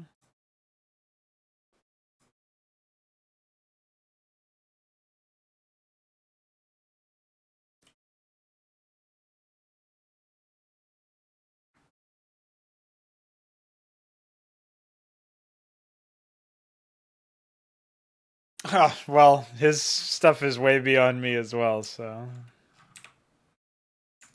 I guess that makes two of us. Oh, I guess that's already done. Weird.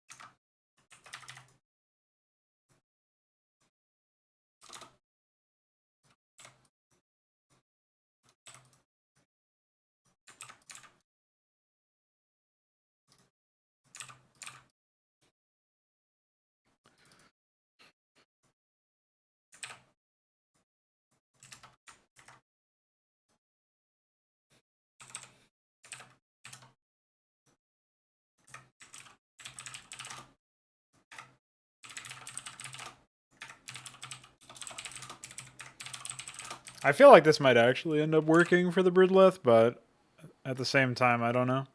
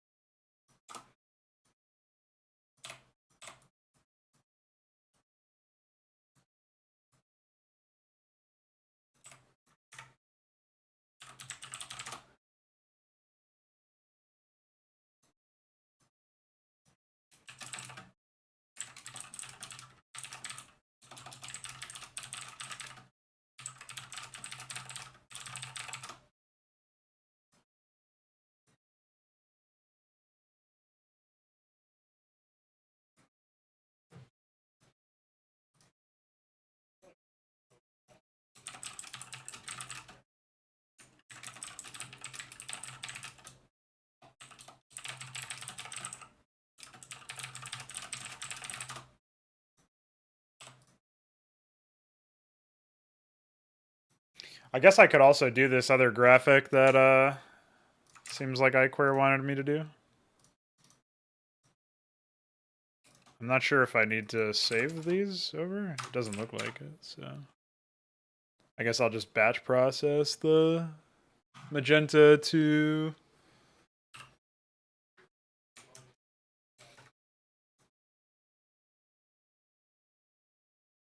whatever you call it.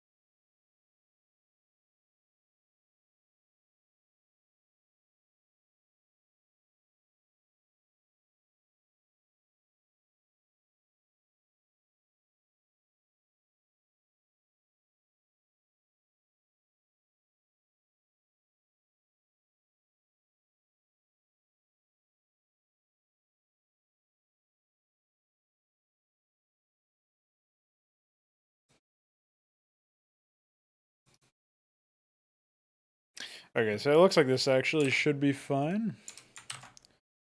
If we do new init over this, I just need to be sure, so I'll make a copy of the folder, just in case.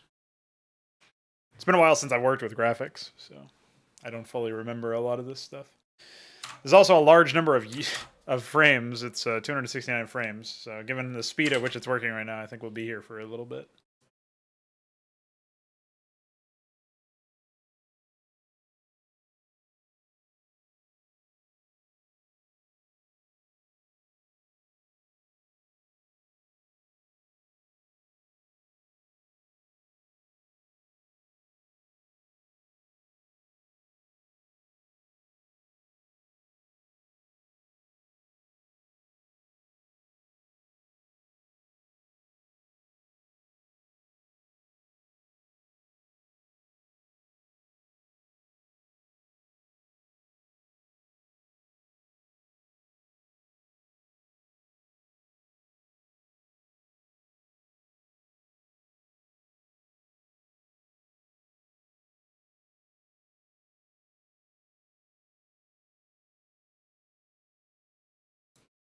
So the question is now, what do we do next?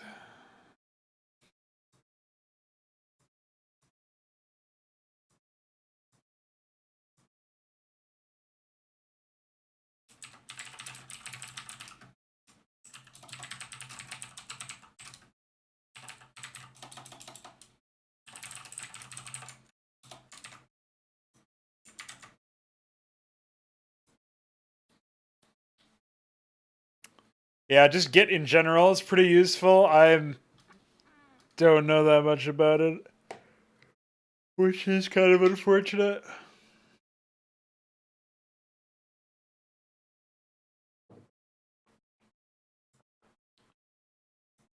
All right, once we're done with this, man, this is taking a long fucking time.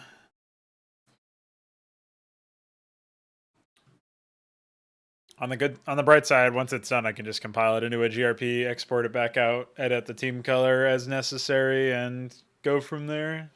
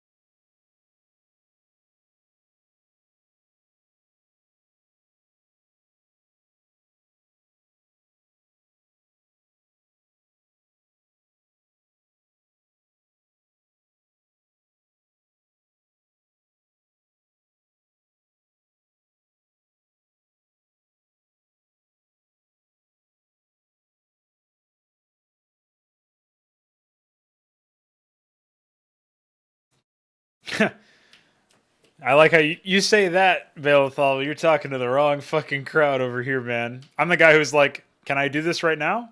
No? Let's see how far I can go. Oh, I did half of it. Okay, next. And that's me. But I guess that's still better than doing nothing. That being said, I do think that it's nice to what it does help me to do is like remind myself what exactly I'm doing with each bit of like each commit or whatever, which is sort of similar in theory.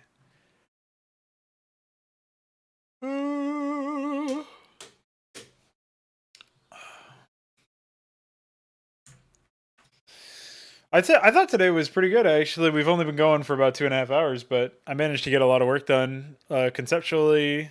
Oh, this is the wrong file again. I like how that time it opens up behind the Windows. What are you doing? We did some good conceptual stuff.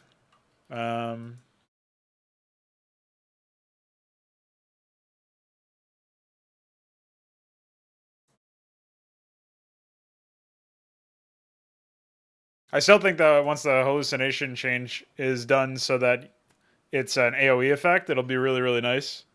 I think it'll be like an AoE with like 2 or 3 weapon range or something. I'll need some sort of read for the whole thing though. One thing that I think would be really cool is if we spawned like a pattern of hallucination smoke effects in the area of effect. So it like maybe one appears and then like a whole array of them, sort of like radiating outwards. I think that would be really neat as a way to quickly show the AoE, but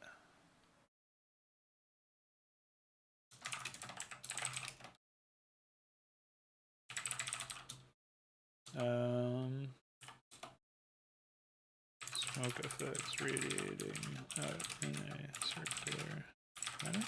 Question mark? Yeah, something like that I think would be really nice.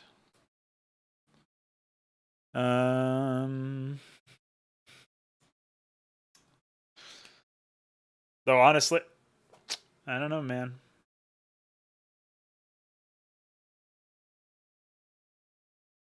What do you mean? The current implementation of hallucination is completely different than the default implementation.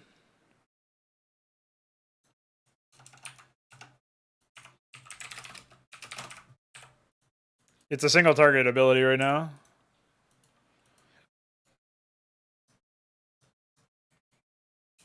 So you apply it to an enemy, and then anytime a unit attacks that unit, they spawn a hallucination. But it can only happen once per unit, so you can only spawn one hallucination per attacker, per unique attacker.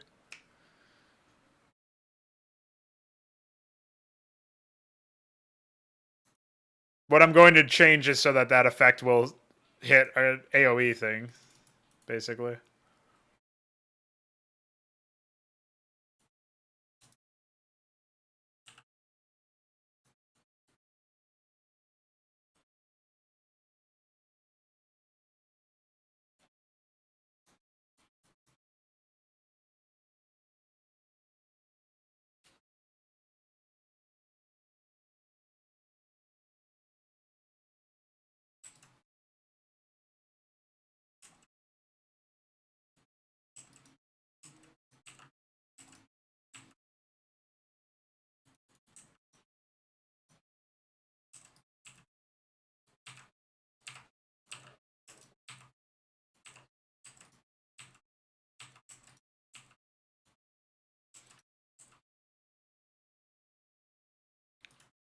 What do you mean by interesting edge cases? I guess the simulacrum would be an interesting edge case.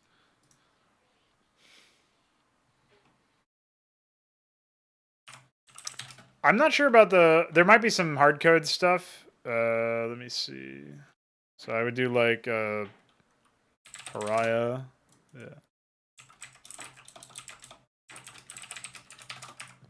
I want all actives and stuff to be enabled, but I don't think we've managed to get that one done yet.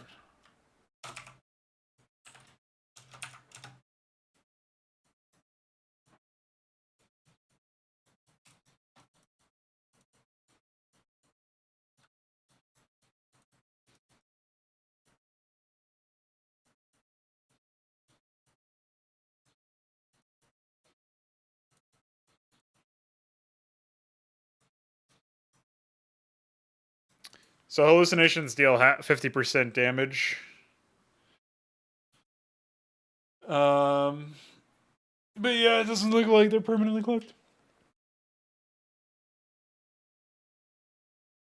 No, hallucination. Oh, you're talking about in general. Yeah, side storms from a hallucinated Templar. Yeah, it's a bit of a can of worms from a.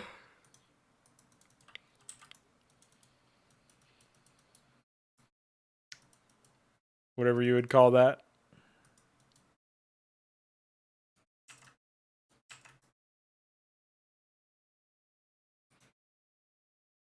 Some say they are still battling to this day.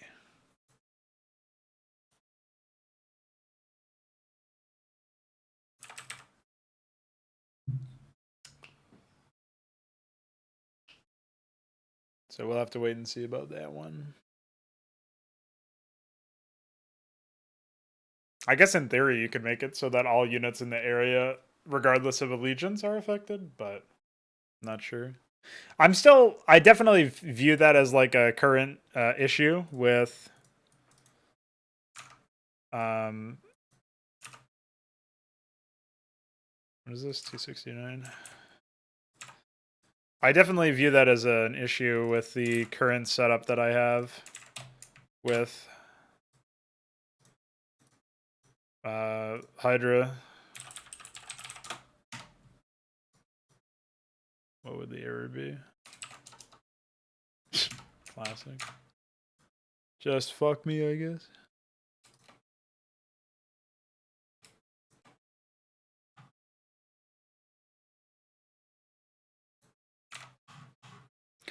But yeah, the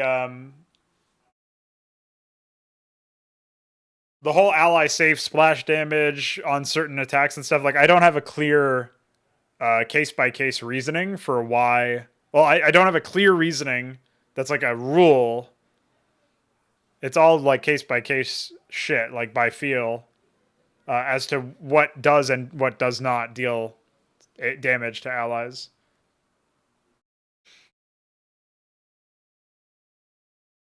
And what effects do or do not affect allies and all this other stuff. So I want to improve on that where possible. Like I should really start to consider what formulas I might be able to come up with, and then also what does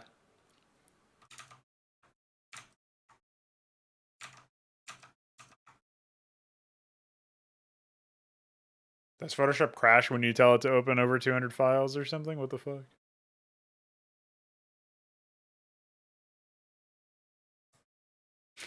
Okay. You say so, Photoshop. I'll just sort by date modified or something after.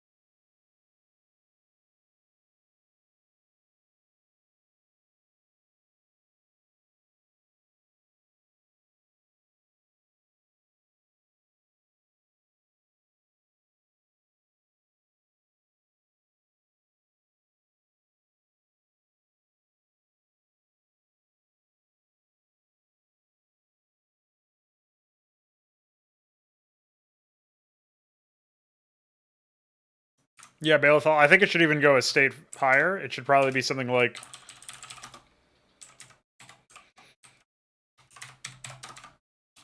it should probably be like display attack cooldown, display splash radius, display splash type.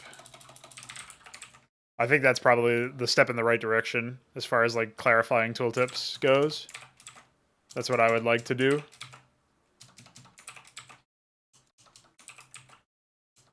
But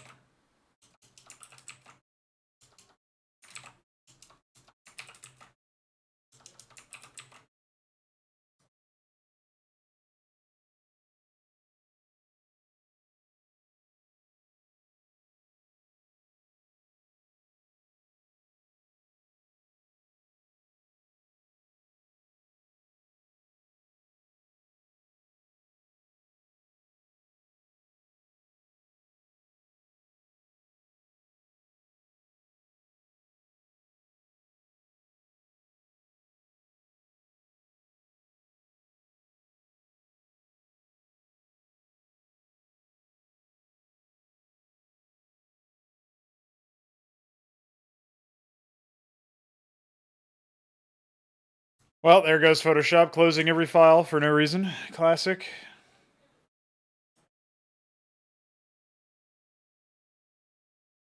Why is it not letting me? There we go.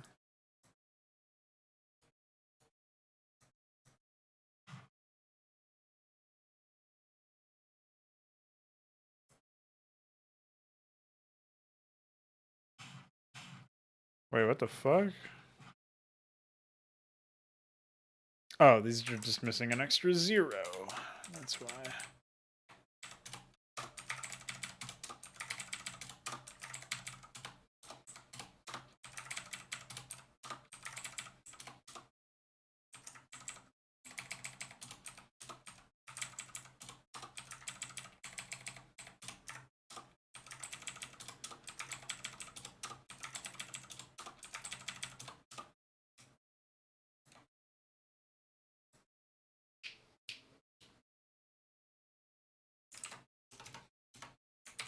Yeah, it would be the same idea.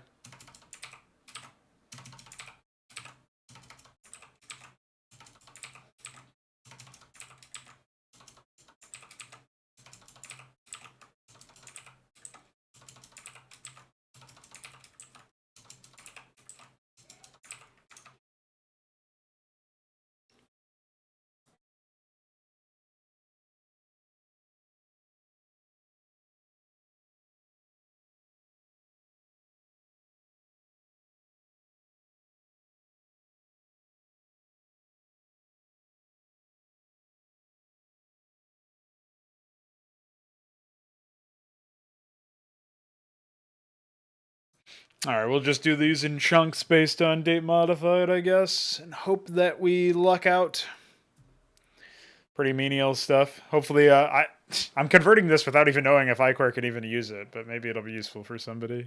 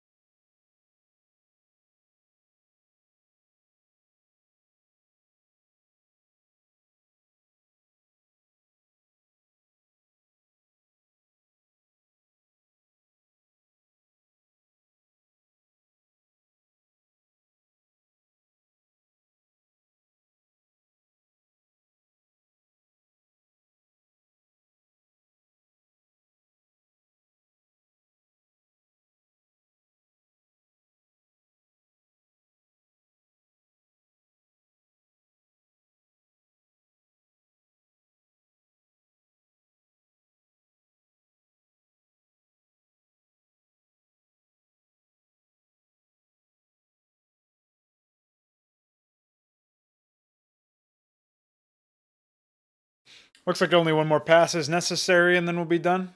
I did notice, however, that some of those frames that were towards the upper echelon of numbers seem like they might have actually been one solid animation that just plays frame after frame and doesn't have directions. So I'm going to double check that before I compile the graphic, just because obviously we shouldn't be using those frames if we don't need them.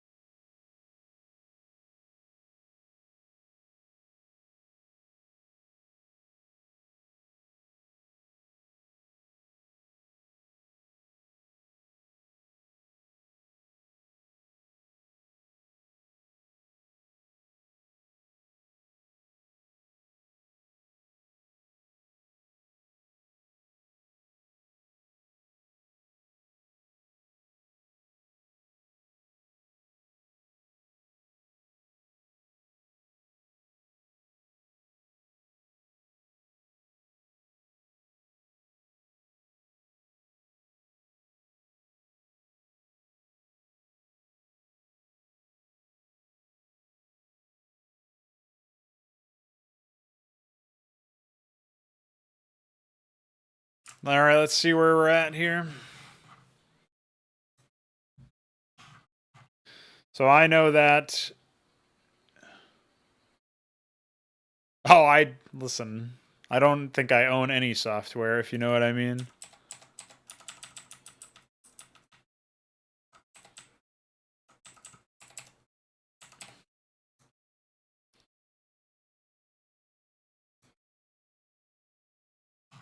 Yeah. Okay. I think I know a pretty simple way of fixing this, actually. So, we're just going to try to compile this. Okay, that worked. Then we're going to take this and go down to 204, I think is the first frame that's like this. And then we're just going to select every other frame until we get to, I don't know. I'll find out how far I need to go in a moment.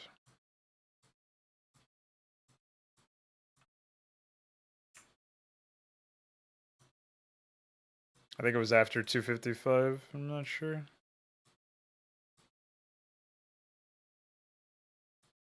So, yeah, okay. And just delete. And then if we export this back out as morpher.grp, oops, well, that should have said morpher.bmp, but whatever. And then we can take this and set it here. And how many frames do we have? 244. Go back out to desktop. What am I doing? Desktop. Morpher.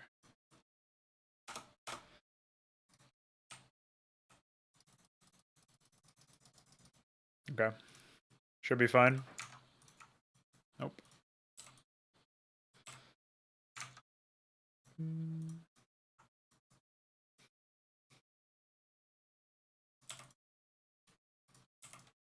Oops, I need this. And we will now export this out. Morpher shad. Morpher. Gonna do a standard a standard horizontal shadow. So this will be unit shadow with no extension. Run that. All right, baby. We've done it. The morpher's converted, and it should be fine. I will send it to iQuare and throw it in my folder of stuff. I go to resources, graphics, packages, outlive, units, morpher.